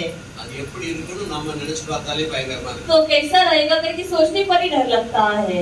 அதனால நம்ம இப்பொழுதே ஆண்டவருடைய சமூகத்துல அவர் பிடித்துக் கொள்ளணும். और इससे अभी हमें परमेश्वर की उपस्थिति में ग्रहण कर लेना அந்த है। நாள் வரைக்கும் நாம இருக்க கூடாது. उस दिन तक हमें इंतजार नहीं करना है। அல்லேலூயா. हालेलुया। அதனால சகிக்க முடியாது. उस दिन को हम सहन नहीं कर அந்த पाएंगे। நாளுக்கு முன்பதாக நிற்பவர் யார் என்று उस दिन சொல்லப்படுகிறது. की उसके सामने रहने वाला कौन है करके कहा जाता है। வேதம் சொல்லுகிறது वचन कहता அது மப்பும் மந்தாரமுமான நாள். அல்லேலூயா. தவிப்பு சஞ்சலமான நாள் அது. वो एकदम संकटों का दिन है பயங்கரமான ஒரு இருள் சூழ்ந்த ஒரு நாள் வர இருக்கு. और बहुत ही अंधियारे छाने वाली दिन சரி, है। இங்கே சொல்லப்படுகிறது என்ன சொல்றாருன்னா और यहाँ कहा गया है தூப வர்க்கம் இருந்த தூப கலசம் தேவனுடைய கோபாக்கினின் அக்கினியால் நிரப்பப்படுகிறது. तब स्वर्गदूत ने धूपदान लेकर उसमें वेदी की आग भरी பரிசுத்தவான்களுடைய ஜெபம் கோபாக்கினியாக மாற்றப்பட்டு பூமியில ஊற்றப்படுகிறது. और पवित्र लोगों की प्रार्थना इस आग बनकर उसे पृथ्वी पर उंडेला जाता है। சொல்லப்படுது எங்களை துன்பப்படுத்தினவர்களை அல்லது எங்களை கொலை செய்கிறவர்களை எதுவரைக்கும் நியாயம் செய்யாம இருப்பீங்க. और वचन कहते हैं कि हमें परेशान करने वाले, हमारी हत्या करने वाले कब तक न्याय बिना करे हुए आप रहोगे। வெளிப்படுத்தல் 6:10 சொல்லப்படுது எங்கள் இரத்தத்தை குறித்து எதுவரைக்கும் நியாய தீர்ப்பு செய்யாமலும் பழி வாங்காமலும் இருப்பீர் என்று உபத்திர காலத்து இரத்த சாட்சிகள் ஜெபம் கேட்கப்படுகிறது. और प्रकाशित वाक्य 6:10 में कहते हैं कि हमारी न्याय कब तक तुम सुना करते रहोगे। அல்லேலூயா. हालेलुया। என்ன சொல்றாங்கன்னா எங்களுடைய இரத்தத்தை குறித்து எதுவரைக்கும் நியாய தீர்ப்பு செய்யாம இருப்பீங்க. कि हमारी लहू की पलटा कब तक तुम न लेते रहोगे। சொல்லப்படுது கொஞ்ச காலம் பொறுங்கன்னு சொல்லப்பட்டுச்சு. और लिखा गया कि कुछ समय का इंतजार करो। அந்த நாட்கள் நிறைவேறிடுச்சு. अभी वो समय हो गया है ஆகவே கோப கலசம் கொட்டப்படுகிறது. और इस आग का जो कटोरा है उसे उंडेला जा रहा தேவ है। சமூகத்துல அக்கினி பீடத்துல இருந்து கீழே இருந்து அக்கினி எடுத்து பூமியில கொட்டப்படுகிறது. परमेश्वर की उपस्थिति में इस अग्नि को उठाकर उस पृथ्वी पर उंडेला जा रहा है। தவறு செய்தார்களோ, और जो कुछ भी वो गलती कर बैठे, என்னென்ன அக்கிரமம் செய்தார்களோ, जो कुछ भी अपराध कर रहे थे, என்னென்ன காரியங்களை தேவ பிள்ளைகளுக்கு விரோதமாய் செய்தாங்களோ, जो कुछ भी कार्य परमेश्वर के बच्चों के विरुद्ध करते हैं, எல்லாருக்கும் பயங்கரமான தண்டனையாய் வர இருக்கிறது. वो सबके लिए भयंकर दंड के समान आ रही है। உலக மனுஷன் ஒண்ணுமே கிடையாது. கிடையாது, கிறிஸ்தவர்கிட்ட ஒண்ணுமே கிடையாது, அவன் அடிச்சு அப்படியே குடிச்சிட்டு போயிருவான். और संसार के लोग सोच सकते हैं कि मसीह के पास कुछ भी नहीं है, उसे मारकर उसे बेच सकते हैं அவனை எவ்வளவு நாள் ஒடுக்கலாம், எவ்வளவு நாள் அடிக்கலாம். कि मसीह के लोगों को कितना भी मार सके, कितना भी कुछ ला सकते அவனை हैं கேட்க யாரும் இல்லைன்னு மாதிரி நினைச்சிட்டு कि उसकी இருக்காங்க. पूछताछ करने वाली कोई नहीं है करके लोग सोचते சபைகள் हैं உடைக்கப்படுகிறது, और सभा टूटी जाती है ஊழியர்கள் கைது செய்யப்படுறாங்க, அடிக்கப்படுறாங்க, துன்புறுத்தப்படுறாங்க. और सेवक जो है उन्हें गिरफ्तार करते उन्हें मारा जाता है, उन्हें परेशान किया जाता है சில பேர் ரத்த சாட்சிகளாய் மறிக்கிறாங்க. और कुछ लोग खून की गवाह बन जाते हैं। எத்தனை ஊழியக்காரர்கள் பாதிக்கப்பட்டு ஊழியத்தை விட்டு அப்படியே ஒதுங்கி இருக்கிறாங்க. कितने ही सेवकों को लोग हानि पहुंचाकर वो सेवा छोड़कर ही इसी शांत बैठे அவங்க हैं ஜெபிச்ச ஜெபம் ஒரு நாள் வீணாய் போகாது. और उनकी की गई प्रार्थना कभी भी व्यर्थ नहीं அந்த जाएगा ஜெபத்திற்கான பதிலை தான் இந்த தூதன் ஊற்றான். और वही प्रार्थना की जवाब इस स्वर्गदूत जो है उड़ेल रहे हैं பரிசுத்தவான்களின் ஜெபங்களாகிய தூபங்களை நறுமணங்களாக பூமியில் அந்த ஊற்றப்படுகிறது பார்க்கிறோம். और पवित्र लोग की प्रार्थना उस पर धूप में अच्छी सुगंध फैलाते हुए पृथ्वी पर उड़ेल रहा है ஹல்லேலூயா. हालेलुया ஊற்றப்படும்போது தான் பூமியில இருந்து சத்தம். और जब उसे उड़ेलते हैं तो पृथ्वी में बड़ी आवाज என்ன சத்தம் தான் பார்த்தோம்னா और क्या आवाज என்ன சொல்றது வசனம் அதுல ஊற்றப்பட்ட பொழுது என்ன சொல்லுச்சு? சத்தங்கள், இடி முழக்கங்கள், மின்னல்கள், பூமி அதிர்ச்சி. அப்ப மனுஷனுடைய நிலைமை என்ன?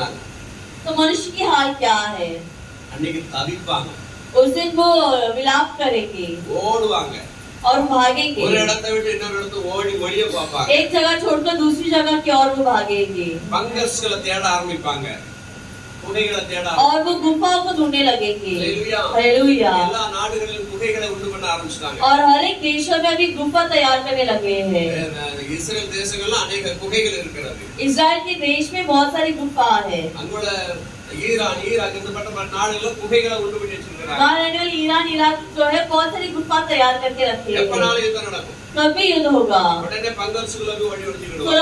तुरंत वो उस गुफा में जाकर छुप जाएंगे அதுக்காக இப்பவே எல்லாம் ஆயத்தம் பண்ணி வச்சிருக்காங்க. और इसलिए वो अभी सब कुछ तैयार करके रखे அப்ப हैं இந்த சத்தம் கேட்கும்போது, तो जब ये आवाज सुनाई देती பூமி है அதிர்ச்சி உண்டாகும்போது, जब भूकंप होगी இடி முழக்கம் जब உண்டாகும்போது बिजलियां गिरती है மக்கள் என்ன ஆவாங்க? तो लोग की हालत क्या होगी ஒரு பயங்கரமான பரிதவிப்பு, और एक बहुत ही विलाप பயங்கரமான அழுகுரல், और एक बहुत ही झंझलाहट பயங்கர பரிதாப நிலை. बहुत ही बेहाल की स्थिति ஆனா தேவ பிள்ளைங்களுக்கு யாருக்கு அப்படி இருக்காது. और परमेश्वर के लोग के लिए ऐसा नहीं होगा அவங்க பரதீசுல இருக்க போறாங்க. क्योंकि वो परदेश में है அவங்க எடுத்துக்கொள்ளப்படுவாங்க அதுக்கு முன்னால. और क्योंकि वो उसके पहले ही जाएंगे ஹல்லேலூயா. வெளிப்படுத்தல் 8:6 வாசிக்கிறோம். प्रकाशित 8:6 में हम पढ़ते हैं அப்பொழுது 7 எக்காளங்களை உடைய 7 தூதர்கள் எக்காளம் ஊதுகிறதற்கு தங்களை ஆயத்தப்படுத்தினார்கள். முதலாம் தூதன் எக்காளம் ஊதினார். சரி, 7 தூதர்களுக்கு 7 எக்காளங்கள் கொடுக்கப்பட்டது. और 7 स्वर्गदूत को 7 उंगली दी जाती है 7 தூதர்களுக்கு 7 எக்காளங்கள் கொடுக்கப்பட்டது. और 7 स्वर्गदूत को 7 उंगली दी இரண்டாம் जाती है வசனத்திலே நாம பார்த்துட்டோம். इसे हमने दूसरा वचन में देख लिया है பரிசுத்தவான்களின் ஜெபங்கள் கேட்கப்பட்டு பலிபீடத்தின் நெருப்பு பூமியிலே கொட்டப்பட்ட பின்பு और पवित्र लोग की प्रार्थना सुनकर जब वो आग पृथ्वी पर उठेली जाती है இடையிலே வந்த தூதன் இந்த காரியங்களை செய்த பிற்பாடு और बीच में आने वाले स्वर्गदूत ने ये कार्य करने के बाद தூதர்கள் எக்காலம் ஊத ஆயத்தப்படுகிறார்கள். स्वर्गदूत जो है वो तूरी फूकने के लिए तैयार होते हैं ஆமென். आमेन ஹல்லேலூயா. हालेलुया எக்காலம் ஒலிக்கும் உலகில் மறித்ததெல்லாம் முறிக்கும், புஸ்தகங்கள் திறக்கும், நியாய தீர்ப்பு அங்கே நடக்கும். எக்காலம் ஒலிக்கும் உலகில் மறித்ததெல்லாம் உயிர்க்கும், புஸ்தகங்கள் திறக்கும், உலகில் தீர்ப்பு அங்கே நடக்கும். ஆமென். ஹல்லேலூயா. நியாய தீர்ப்பு எக்காலம் துணிக்குமா, உலகில் மறித்ததெல்லாம் உயிர்க்குமா, நியாய தீர்ப்பு உண்டாகும். और तूरी फूकी जाएगी, जो भी मरे हुए जिंदा होगा, न्याय होगा. ஆக அது பயங்கரமான ஒரு நாளாய் காணப்பட இருக்கிறது. और इससे वो बहुत ही भयंकर दिन होगा. விளக்கப்பட்ட ஆகமங்களின்படி நம்ம பார்த்திருக்கிறோம். இந்த தூதர்களின் பெயர்கள் அங்கே எழுதப்பட்டதை நாம் வாசித்தோம். और इस स्वर्गदूतों की नाम उधर लिखाई गई है कि हमने देखा. என்னாகம புஸ்தகம் 10ஆம் அதிகாரம் 2 முதல் 10 வரை உள்ள வசனங்களை நீங்க எழுதிக்கோங்க. அதை நான் உங்களுக்கு வாசிக்கிறேன். नंबर्स 10 गिनती 10वें अध्याय में 2 से लेकर 10 तक हम पढ़ेंगे. வாசிங்க, சரி நீங்க வாசிங்க. சபையை கூடி வரவழைப்பதற்கும் பாளையங்களை பிரயாணப்படுத்துவதற்கும் உபயோகமாக 2 வெள்ளி பூரியைகளை செய்து கொள்வாயாக. மோசே கிட்ட ஆண்டவர் சொல்றார், और मूसा के पास परमेश्वर कहते हैं ரெண்டு பூரிகைகளை உண்டு பண்ணுவாயாக. कि चांदी की 2 तुलिया बनाना அது வெள்ளியினால பண்ணுகிறார். और उसे चांदी से बनाना எக்காலம். और तुलही। அல்லேலூயா. அல்லேலூயா। எதற்காக? और वो क्यों? இஸ்ரவேல் மக்கள் 35 லட்சத்துக்கு மேல வனாந்தரத்துல பரவி இருக்கிறாங்க. 35 लाख से अधिक लोग उस रेगिस्तान में फैले हुए हैं அவர்களை ஒரு கரையில இருந்து இன்னொரு கரைக்கு கொண்டு போகணும். और उन्हें एक जगह से दूसरी जगह ले जाना है அவரிடத்துல சில காரியங்களை உரைக்கணும், और சொல்லணும். उनके पास कुछ कार्य को नहीं बताना है அதற்காக இந்த எக்காலங்களை ஆண்டவர் உண்டு பண்ண சொல்றார். और इसलिए परमेश्वर तुरी को तैयार करने के लिए कहते हैं வெள்ளியினால 2 பூரிகைகளை உண்டு பண்ணுகிறார். और चांदी से वो 2 तुरी बनाते हैं। அப்ப இந்த வெள்ளியினால 2 பூரிகை உண்டு பண்ண அந்த பூரிகைகளை ஒரு சத்தம் இடும் பொழுது और जब इस चांदी से 2 तुरी बनाते तो एक तुरी जब आवाज सुनाई देती है ஒரு காரணத்தை குறிக்கும். तो एक कारण बताता है वो। 2 சத்தமாக எழுப்பும் பொழுது और जब दो बार आवाज सुनाई देती है 2 காரியத்தை तो குறிக்கும். दूसरी कार्य को प्रकट करता 3 சத்தமாக சொல்லு எழுப்பும்போது और जब 3 बार तुरी सुनाई देती है இன்னொரு காரியத்தை तो குறிக்கும். कोई और कार्य के बारे में विषय है वो। எப்படி ஆண்டவர் அவர்களுக்கு சொல்லிக் கொடுத்திருந்தார். ऐसे परमेश्वर ने उन्हें सिखाया है। அதனாலதான் நீங்க 10ஆம் அதிகாரம் 2ஆம் வசனத்திலிருந்து 10ஆம் வசனம் வரை வாசிக்கும் பொழுது और इसे जब 10वें अध्याय के दूसरा वचन से लेकर 10 वचन तक हम पढ़ते हैं அங்க உங்களுக்கு புரிய வரும். तो वहाँ में समझ இப்ப நம்ம आती அதை है। வேகமா படிக்கலாம். சபை கூடி வைப்பதற்கும் பாளையங்களை பிரயாணப்படுத்துவதற்கும் உபயோகமாக 2 வெள்ளி பூரிகைகளை செய்து கொள்வாயாக. அவைகள் ஒரே வெள்ளி தகட்டால் செய்யப்பட வேண்டும். அவைகளை ஊதும்போது சபையார் எல்லாரும் ஆசாரிப்பு கூடார வாசலில் முன்னிடத்தில் கூடி வர வேண்டும். ஒரு சத்தம் எழுப்பிட்டானா எல்லாரும் என்ன செய்யணும்? தேவ சமூகத்துக்கு வந்துடும். அந்த கூடாரம் ஆசரிப்பு கூடாரம் அங்க நிறுவாங்க, அதுக்கு வந்துடும். और जब एक बार तुरी फूकी जाती है तो इस्राएली को उधर हाजिर हो जाना चाहिए। ஒன்றை மாத்திரம் ஊதினால் இஸ்ரவேலின் ஆயிரவர்களுக்கு தலைவராகிய பிரபுக்கள் உன்னிடத்தில் கூடி வர கடவர்கள். சரி இங்க என்ன சொல்லணும்னா ஒன்றை மாத்திரம் ஒன்றை மாத்திரம் ஊதினால் இஸ்ரவேலில் 1000 பேர்களுக்கு தலைவர். 1000 பேருக்கு ஒரு தலைவர். இது யார் ஏற்படுத்தினா? மோசே மாமா சொன்ன திட்டம். சரியா? 1000 பேருக்கு தலைவர்கள். இந்த ஒரு எக்காலம் ஊதப்பட்டுச்சுன்னா இந்த 1000 பேருக்கு தலைவர்லாம் வந்துருவாங்க. और जब एक बार तुरी फूकी जाती तो 1000 मंडली का जो नेता है वो से उन लोगों को आगे आना है। 1 லட்சத்துக்கு எத்தனை பேர் வரணும்? तो मतलब 1 लाख के लिए कितने लोग को आना है? 100 பேர் வரணும்ல. 1 லட்சத்துக்கு 100 பேர் வரணும்ல. அப்போ 30 லட்சத்துக்கு எத்தனை பேர் வரணும்? சொல்லுங்க. 300 பேர் வரணும். 5 லட்சத்துக்கு 500. அப்ப எத்தனை மொத்தம்? 500 இல்ல.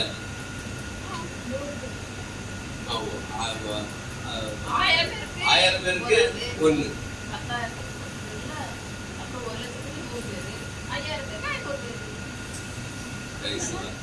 5 லட்சத்துக்கு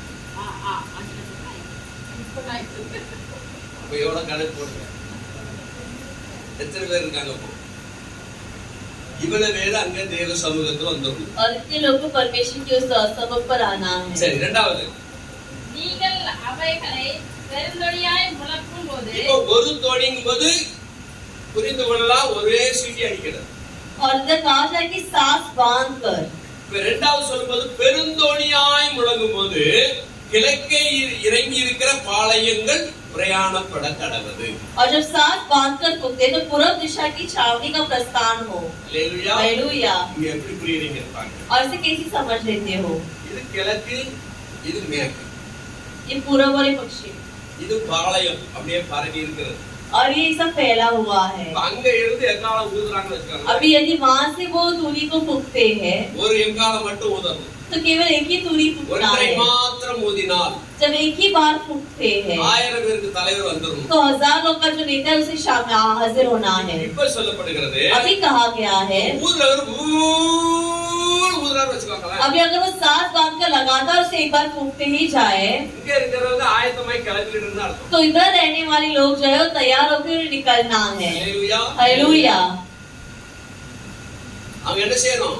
तो क्या करना है? கிழக்கே இருக்கிறவர்கள் புறப்பட்டு பிரயாணம் பண்ணணும். पूरब रहने वाले को प्रस्थान करना है। அதனாலதான் அங்க அவங்க பிக்ஸடா ஒரு கூடாரம் அடிக்கல, और से उन्होंने वहाँ एक निरंतर तंबू नहीं बनाए, பிக்ஸா வீடு உண்டு பண்ணல, और से वो निरंतर एक घर नहीं बसाए, ரெண்டு மட்டும் கொண்டு போவாங்க. केवल तंबू बनाकर ले जाते हैं। நம்ம அந்த டிஸ்கவரி சேனல்லாம் பார்க்கணும், கொண்டு போக குச்சி அப்படி எப்படி நாட்டுவோம், அந்த படுதாதிக்கு அது மேல போட்டுருவோம். और हम डिस्कवरी चैनल में देखते हैं जैसे वो तंबू बनाते हैं, அப்படி டென்ட் பண்ணி பாத்துக்கல, और इस तंबू बनाते हुए हमने देखा। அத உடனே எடுப்பாங்க, குச்சி வச்சு மடக்கி அப்படி கூட சூரியக்குள்ள வச்சிருவாங்க. சின்னதா எவ்வளவு பேக் மாதிரி இருக்கு, அதுக்குள்ள எல்லாம் तुरंत से निकालते उसे मोड़ते तुरंत एक बैग में डालते और हो जाता है। இஸ்ரவேல் மக்களுக்கு தேவன் கொடுத்த கட்டளை அப்படிதான். इस्राएली को परमेश्वर दिया हुआ आज्ञा भी इसी प्रकार है அந்த இடத்துல பிக்ஸா இருக்குதுக்காக அவங்க பண்ண கூடாது. कि उस जगह में उन्हें निरंतर नहीं बसना है, எப்ப எக்காலம் தொனிக்குதோ நெடுந்தொனியா कि जब भी तूरी एकदम लंबी सांस की फूकी जाती है உடனே அவங்க ரெடி ஆயிரும், போய் கிளம்பிடணும். उन्हें तुरंत ही तैयार होकर निकलना है। ஒரு நாள் நமக்கு அப்படிதான் வரப்போகுது. एक दिन हमें भी इसी प्रकार होने वाली है। அல்லேலூயா. हालेलुया। அப்ப நாமளும் கிளம்ப போறோம்.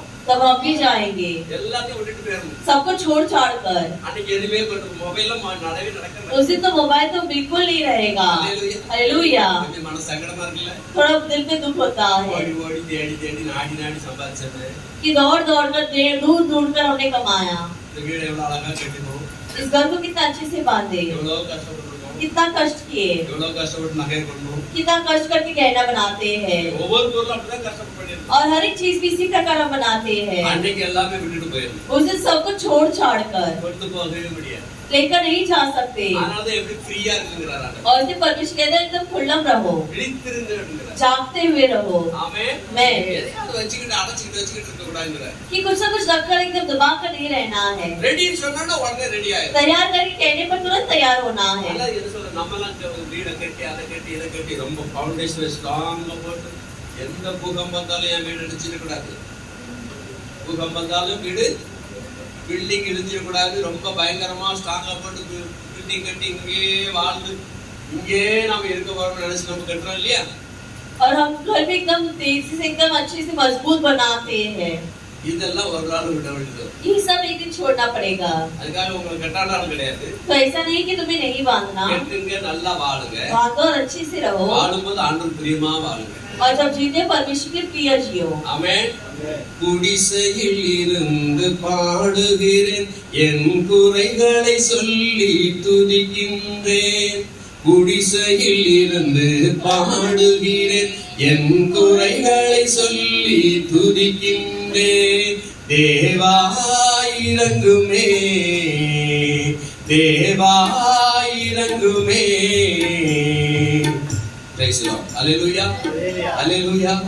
குடிசையில இருந்து நீங்க பாடுவீங்க, और एक छोटी सी घर पर रहकर हम प्रार्थना करेंगे, குறைகள் நிறைய இருந்து பாடுவீங்க. बहुत सारी कमियां होते हुए भी गीत गाएंगे, ஆனா இது ஒன்றும் கொண்டு போக முடியாது, நல்லா தெரியும். लेकिन ये कुछ भी ऊपर नहीं ले जाएगा क्योंकि हमें अच्छे से இந்த पता है। குடிசையில இருந்து நம்ம நல்ல வசதியாக ஒரு வீடு நல்லா கொடுத்திருக்காரு சொன்னா, इस छोटी सी घर में से परमेश्वर हमें अच्छे घर दिए हैं, तो கர்த்தருக்கு பிரியமாக வாழ்வதற்காக, परमेश्वर की प्रिय जीवन जीने के लिए। அல்லேலூயா, हालेलुया। ஆண்டவருக்கு பிரியமாய் வாழ்ந்து விட்டு போகிறது, परमेश्वर का प्रिय जीवन जीकर जाने के लिए ही, வாழ்நாளெல்லாம் ஆண்டவருக்கு பிரியமாக வாழ்வதற்காகவே தேவன் சில காரியங்கள் நமக்கு தருகிறார். और जीवन में परमेश्वर का प्रिय जीवन जीने के परमेश्वर कार्य देते हैं। ஆனா எக்கால சத்தம் எப்ப வருதுன்னு கேட்கறது மாத்திரம் நம்ம விட்டுறக்கூடாது. लेकिन तुरी की आवाज कभी सुनाई नहीं करके उस कार्य को हमें नहीं छोड़ना है। எக்காலம் தொனிக்கும், அவன் கிறிஸ்துக்குள்ளாக இருக்கிறவர்களுக்கு அந்த சத்தம் கேட்கும், और जब तुरी फूकी जाएगी मसीह में रहने वालों को वो आवाज सुनाई देगी, இல்லாதவர்களுக்கு கேட்காது. और जिसे नहीं है उन्हें नहीं सुनाई देगी। அல்லேலூயா. हालेलुया।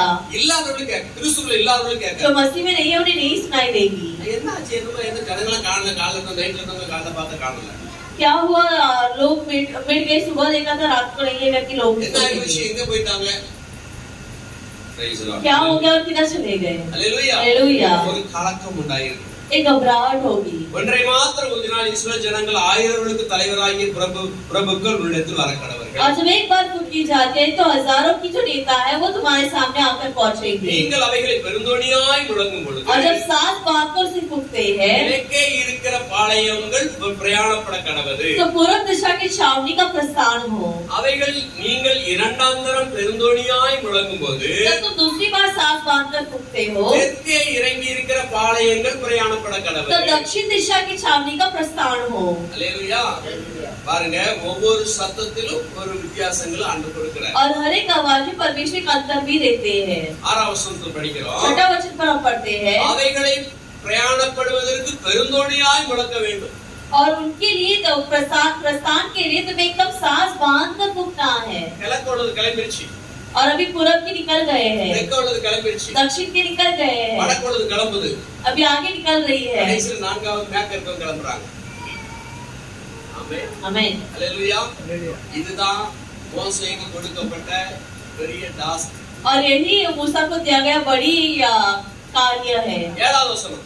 7वां वचन, சபையை கூட்டுகிறதற்கு நீங்கள் ஊத வேண்டியதே அன்றி பெருந்தொனியாய் முழக்க வேண்டாம். சபையை கூட்டணும்னா என்ன பண்ணணும்?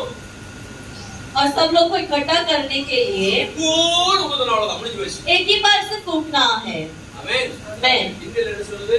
सांस बांध कर नहीं, சாத் பாங்கர் नहीं। हाँ। அல்லேலூயா. இங்கிலீஷ்ல என்ன சொல்லுது?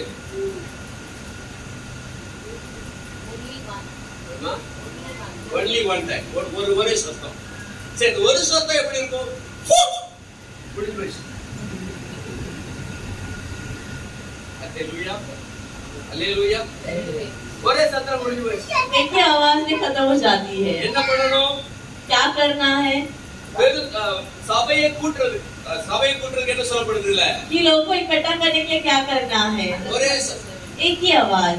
ஆமென். मैं ஊர்ல பெரிய பெரிய கோயில் வச்சிருப்பாங்க, நீங்க பாத்துப்பீங்க, சர்ச். और गांव में बड़े बड़े सभाएं बांधते, कलीसिया சர்ச்சில் बांधते, கோபுரம் வச்சிருப்பாங்க, உச்சமா ஒரு கோபுரம். और उस कलीसिया में ऊपर से एक अच्छी से एक आकार बनाते हैं, அந்த கோபுரத்துல மணி தொங்கிட்டு இருக்கு.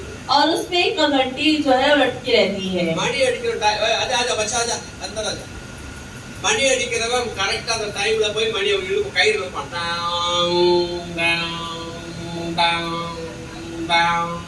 இழுத்து இழுத்து அடிப்பான். அப்ப மக்கள் எல்லாம் ஆயத்தமாயிருங்க, ரெடியாயிருங்க, சர்ச்சு ஆரம்பிக்கணும். तो घंटी बजाने वाले से खींच खींच कर घंटी बजाते ताकि सबको सुनाई दे कि तैयार होकर अभी कलीसिया पहुंचना है। அது 1ஆம் மணி, 2ஆம் மணி, 3ஆம் மணி இருக்கு. और उसमें 1 घंटी, 2 घंटी, तीसरी घंटी भी है। எங்க ஊர்ல மணி அடிப்போம். हमारे घर पर भी हमारे गांव में भी हम घंटी बजाते हैं, மாஸ்டர் வந்துருவாரு. और पासवान आ जाते हैं। அங்க அந்த ஊழியக்காரன் ஒருத்தர் கோயில் குட்டி சிலர் இருக்கப்ப போயிருவாரு. और सभा में रहने वाले कुछ कार्य में मदद करने वाले घर गायब हो जाते हैं। ஆரம்ப நாட்கள் சிதம்பரம் இருக்கும்போது आरंभ के समय जब एक छोटा सा लड़का था, அப்ப மணி அடிச்சுட்டு பண்றாரு. तो कहते कि जरा घंटी बजा दो। அப்புறம் அதுனா time time time time time time time time போட்டு ஒரு கடைசி ஒரு அடி ஓங்கி டைம் ஒரு அடி அப்புறம் 1ஆம் மணி. तो इस प्रकार हम घंटी बजाते, तो मतलब पहली आवाज है ये। இப்ப 2ஆம் மணி அடிக்கன்னு சொன்னா अभी दूसरी आवाज बजाना है तो time time time time time time அடிக்கணும். तो 2 बार हर एक घंटी को बजाना है। கடைசில டைம் டைம் 2 அடி. उसके बाद दूसरी बार बजना है। அல்லேலூயா. हालेलुया। ஆரம்பிச்சுனா मतलब शुरू हो गया है, சபை ஆரம்பிச்சு. सभा शुरू हो गई है। அந்த வர்ற ஜனங்க எப்போ வராங்க தெரியுமா? लेकिन आने वाले लोग कब आएंगे? நம்ம ஜனங்களுக்கு எப்பவுமே சோகம் தரும். हमारे लोग हमेशा आलसी है, லேட். हमेशा लेट। இந்த மணியே கிடையாது. यहाँ घंटी नहीं है, இது நம்மளோட ஸ்பெண்டிங் ஆர்டர். ये हमारा नियम है। 9 to 11:30 9 से लेके 11:30 ஸ்பெண்டிங் ஆர்டர். ये हमारा ऑर्डर है। அதனால யாருமே கடைபிடிக்கிறது கிடையாது. कोई पालन नहीं करता, எல்லாம் லேட். सभी लोग लेट आते அவங்க हैं இஷ்டப்படி வரும். अपने अपने इच्छा अनुसार। எல்லாம் லேட்டா வந்தாலே எப்படி சபை நடக்கும்? इच्छा अनुसार आते तो कैसी सभा चलेगी? அங்க அப்படி மணி அடிப்பாங்க. और वहाँ घंटी बजाते, பாஸ்டர் என்னாத்மாவே கர்த்தரை ஸ்தோத்திரி போடுற வரைக்கும் ஜனங்க வருவாங்க. और पासवान आपकी प्रार्थना करने तब भी लोग आ जाते हैं। கண்டிப்பா அவர் ரொம்ப நொந்துடுறாரு. वो बहुत ही परेशान हो जाते हैं। அவர் என்ன பண்ணுவார் பாவம்? वो क्या करेंगे? எவ்வளவு கிலோமீட்டர் தூரத்துல வருவாரு. कितनी दूरी से आते हैं, அவர் பிரயாசத்துக்கு கொஞ்சம் கூட மதிப்பு கொடுக்க और மாட்டார். की कोशिश को जरा भी वो आदर नहीं देते हैं। முடியிற தருணத்திலயும் மக்கள் வருவாங்க. खत्म होते समय भी लोग वहाँ ரொம்ப पहुँचते हैं। பயபக்தியா பழங்க மாட்டாங்க. மத்த துணியை போட்டுட்டு அப்படியே பயபக்தியா இருப்பாங்க. बहुत ही भय के साथ घुटने टेक कर वो अपने सिर ओढ़कर वो बैठे रहते हैं। கர்த்தருக்கு பயப்படுகிற பயம் இல்ல. परमेश्वर का भय नहीं है। வாங்க வாலிபர்களே வாங்க, உட்காருங்க, வாங்க சேர்ல உட்காருங்க, வாங்க.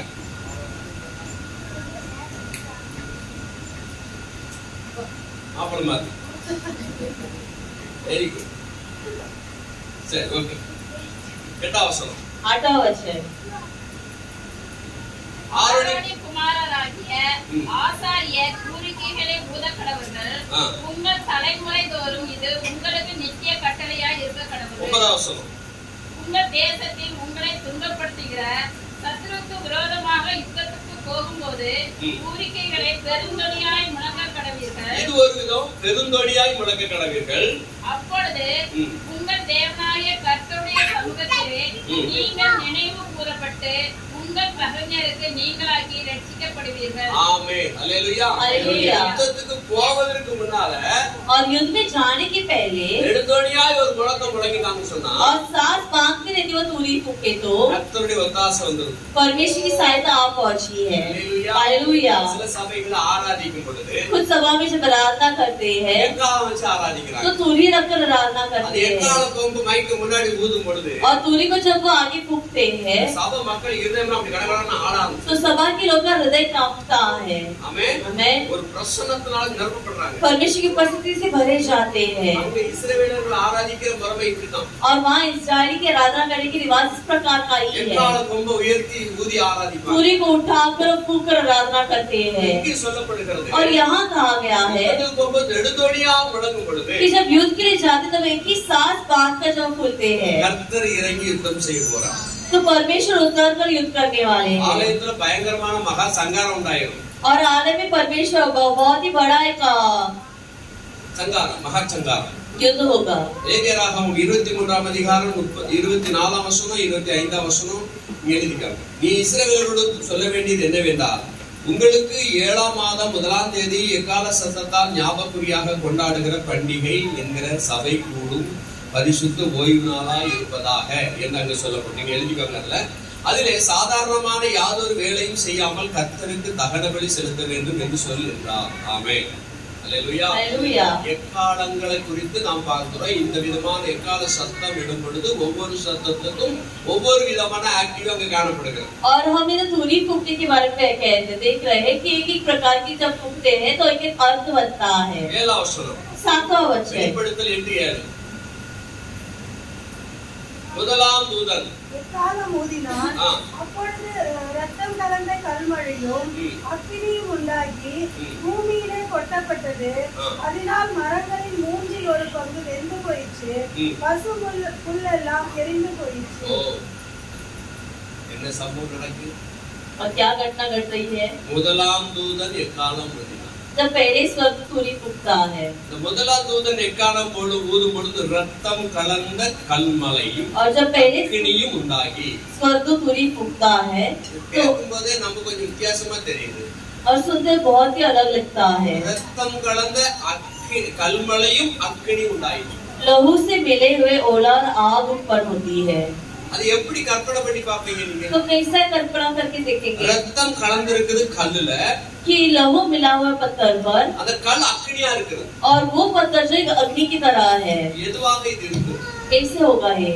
இந்த மாதிரி இறங்கும் பூமியில और इस प्रकार पृथ्वी पर बरसेगा. சோதோம் கோமரா என்கிற பட்டணம் அழிக்கப்பட்டது. सोदोम गोमोरा करके एक नगर नाश हुई थी அதுல அக்கினியும் கந்தகமும் வானத்திலும் தேவன் வருஷிக்க பண்ணினார். और आग को परमेश्वर जो है आकाश में से बरसाते हैं. வானத்திலிருந்து விழுந்த அந்த அக்கினி கந்தகம் என்கிற அந்த கெமிக்கல் உள்ளது பூமியில விழுந்த உடனே சோதோம் கோமரா அதை சுற்று பட்டணத்தை சுற்றிலும் இருக்கிற நிலத்தை எல்லாம் எரிச்சு போட்டு. और आग और ओले जब गिरने लगते तो सोदोम गोमोरा उसकी बाकी उसे घेर कर रहने वाली जगह जो है जला दिया था.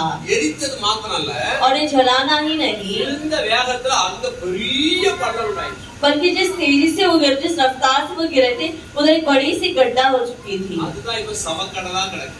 और वही आज मृत्यु सागर है. அதுதான் சவக்கடல். वही आज रेड सी அந்த है கடலுக்கு வேற எங்க தண்ணி வரல. और उसी की तरह और से पानी नहीं आया है. விழுந்த வேகத்துல பள்ளம் உண்டாயிடுச்சு. और जिस तेजी से वो ओला गिरे थे அந்த பள்ளத்துல அதுக்கப்புறம் வந்த தண்ணிகள் அங்க கூடி கிடக்குது. वो इकट्ठा हो चुका था. उधर पानी जमा हुए அந்த தண்ணி थे வெளியே போகாது, உள்ள வராது. और वो पानी बाहर नहीं जा सकते, अंदर ना आ அது सकते. அப்படியே கிடக்கும். वो ऐसा ही रहेगा. கெமிக்கல் நிறைந்த தண்ணி. वो पूरा एकदम केमिकल से भरा हुआ पानी. அல்லேலூயா. हालेलुया. என்ன சொல்லுவாங்க? சுத்த தண்ணீர் ஒரு தண்ணி சொல்லுவாங்க. எப்படி தண்ணி இருக்கு?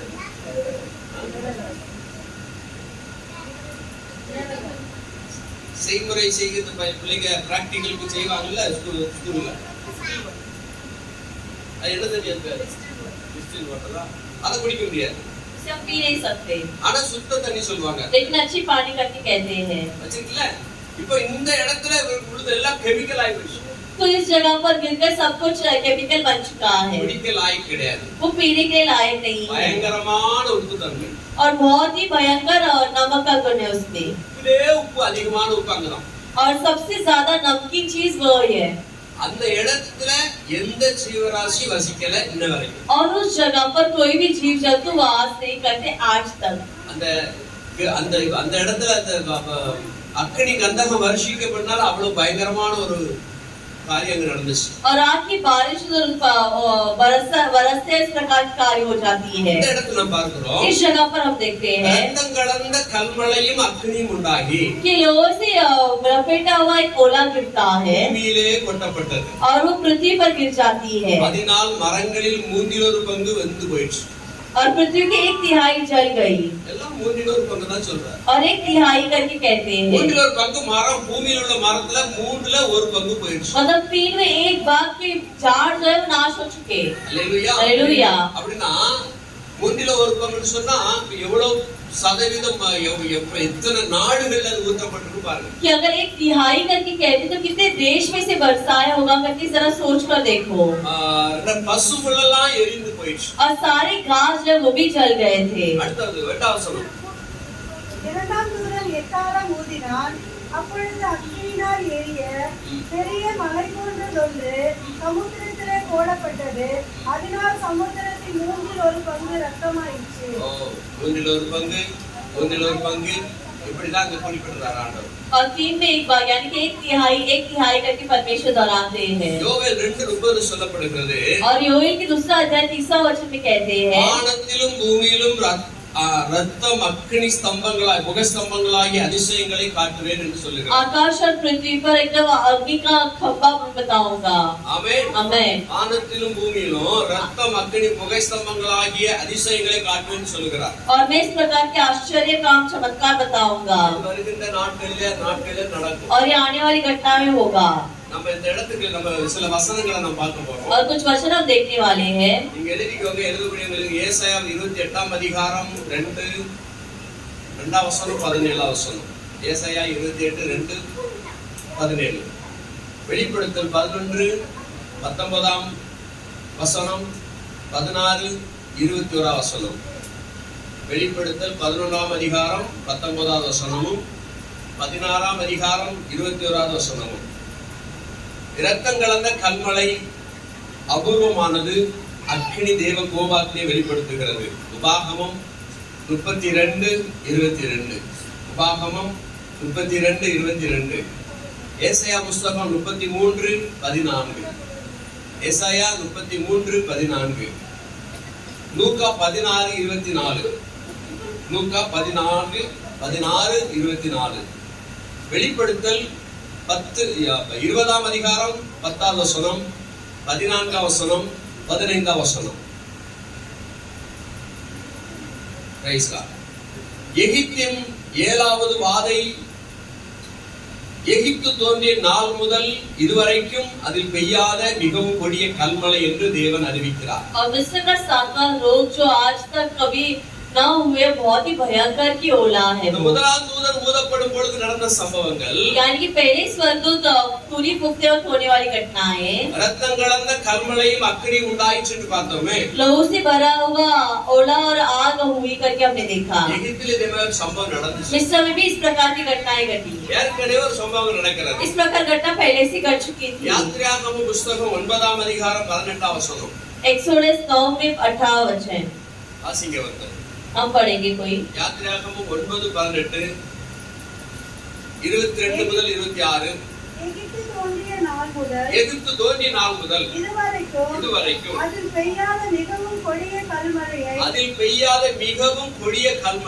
நாளை இந்நேரம் பெய்ய பண்ணுவேன் சொல்லிட்டு எகிப்துல கல்மழை கொண்டு பயங்கரமா அனுபவிச்சார். और एक बड़े बहुत ही भयंकर ओले को लेकर परमेश्वर बरसाते हैं। இது 18ஆம் வசனம் இருக்குது, 22 ல இருந்து 26 வரை இருக்கிறது, 31ஆம் வசனம் 32ஆம் வசனம் இருக்கிறது. ஆமென் आमेन हालेलुया हालेलुया। இதெல்லாம் அங்க நடந்த சம்பவங்கள். और ये सब वहाँ घटने वाली घटनाएं हैं। நீங்க இந்த வீட்ல போய் வாசிச்சுக்கோங்க, இது எழுதி வச்சுக்கோங்க. घर पर जाकर से पढ़ो, से लिख कर रखो। எகிப்து தோன்றிய நாள் முதல் कि मिस्र जब तक उत्पन्न हुई है, இதுவரைக்கும் அதில் செய்யாத மிகவும் கொடிய கல்மழை என்று தேவன் அதை அறிவிக்கிறார். अब तक न बरसने वाली बहुत ही भयंकर ओला वर्षा होगा। இந்த வசனம் சொல்லுகிறது, और वचन कहता है, முதலாம் தூதன் எக்காலம் ஊதும்போது இந்த விதமான சம்பவங்கள் நடக்கிறது. जब पहले स्वर्ग तुरी को फूटता है तो इस प्रकार की घटनाएं घटती है। இது வருகிற நாட்கள்ல நம்ம இது தொடர்ந்து நாம் பார்க்க இருக்கிறோம். और आने वाले दिनों में इसके बारे में हम देखने वाले हैं இரண்டாம் தூதன், அதுக்கப்புறம் 7 தூதர்கள் என்னென்ன ஊதும்போது என்னென்ன சம்பவங்கள் நடக்கிறது படிக்க இருக்கிறோம். कि दूसरा दूत फूटने पर और तीसरे दूत फूटने पर क्या क्या घटनाएं घटते करके हम देखने वाले இந்த हैं। வசனத்தை கேட்கிற நீங்க और वचन को सुनने वाले तो எதற்காக இது சொல்லப்படுகிறது? किसके लिए कहा गया है? கிறிஸ்துவின் வருகைக்கு நீங்க ஆயத்தப்படணும். मसीह के आगमन के लिए, ताकि तुम तैयार रहो। ஆமென். आमेन। அவர் வருகையை நீங்களுக்கு ஆயத்தப்படும்படியாக, उनके आगमन में तुम तैयार रहने के அவர் लिए, வருகையிலே நீங்கள் எடுத்துக்கொள்ளப்படும்படியாக, उनके आगमन में तुम्हें उठे जाने के அவருடைய लिए, ரகசிய வருகையில் उनके எடுத்துக்கொள்ளப்படும்படியாக रहस्य आगमन में जाने के लिए தேவன் இந்த வார்த்தைகள் நமக்கு எச்சரிப்பாய் கொடுக்கிறார். परमेश्वरी कार्य हमारे की चेतावनी के लिए देते हैं। ஆகவே இது ஏதோ சாதாரண வார்த்தை என்று நீ நினைக்க வேண்டாம். और किसी साधारण शब्द करके ना सोचो। நீங்கள் கிறிஸ்தவ பிள்ளைகள், तो मसीह के लोग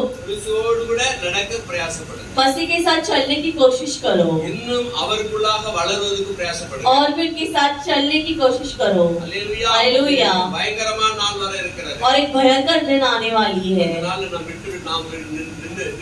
விடுபட்டு விடக்கூடாது. और उस दिन हमें हाथ फेरे नहीं जाना है। हालेलुया। எழுந்து நிற்போம். हम खड़े हो जाएंगे। ஆண்டவர் நன்றிகளை ஏறெடுப்போம். परमेश्वर को हम धन्यवाद देंगे। அல்லேலூயா. நன்றி தகப்பனே, உம்மை துதிக்கிறோம், உம்மை தோத்தரிக்கிறோம் ராஜாவே.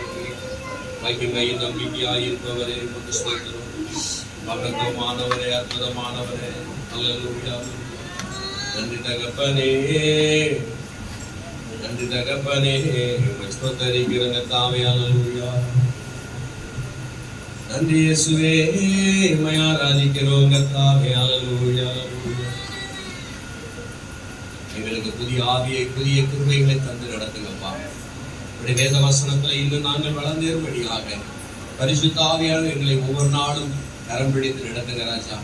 உடைய கிருபை எங்கள் ஒவ்வொருவர் மேலும் இருப்பதாக. பரிசுத்த ஆவியானவரே உமக்கு ஸ்தோத்திரம், ஸ்தோத்திரம், ஸ்தோத்திரம்.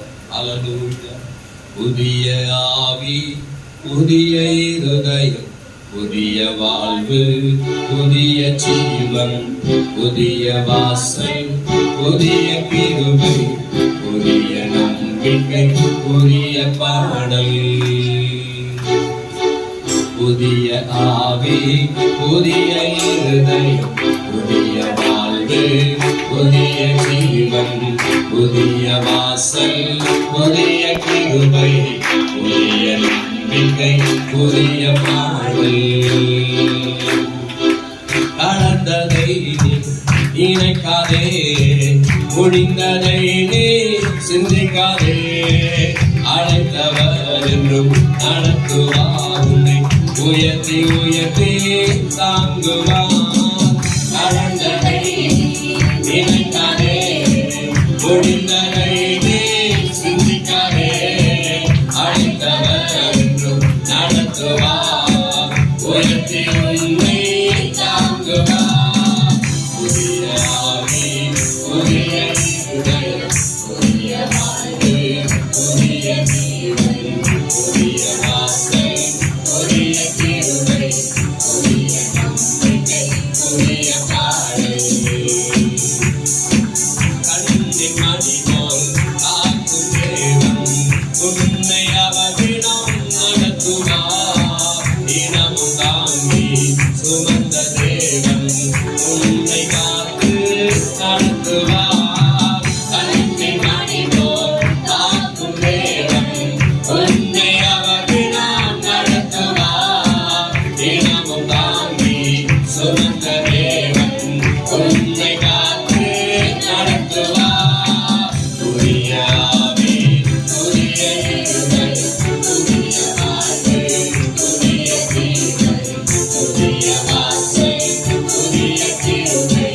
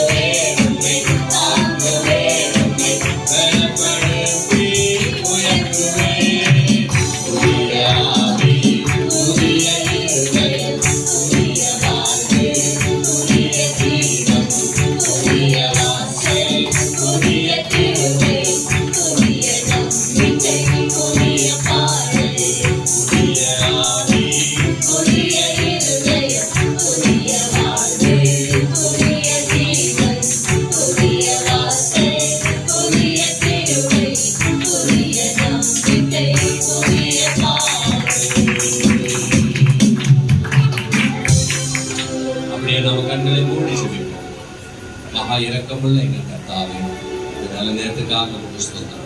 உங்களுடைய வசனம் எங்கள் கால்களுக்கு தீபம், பாதைக்கு வெளிச்சம்.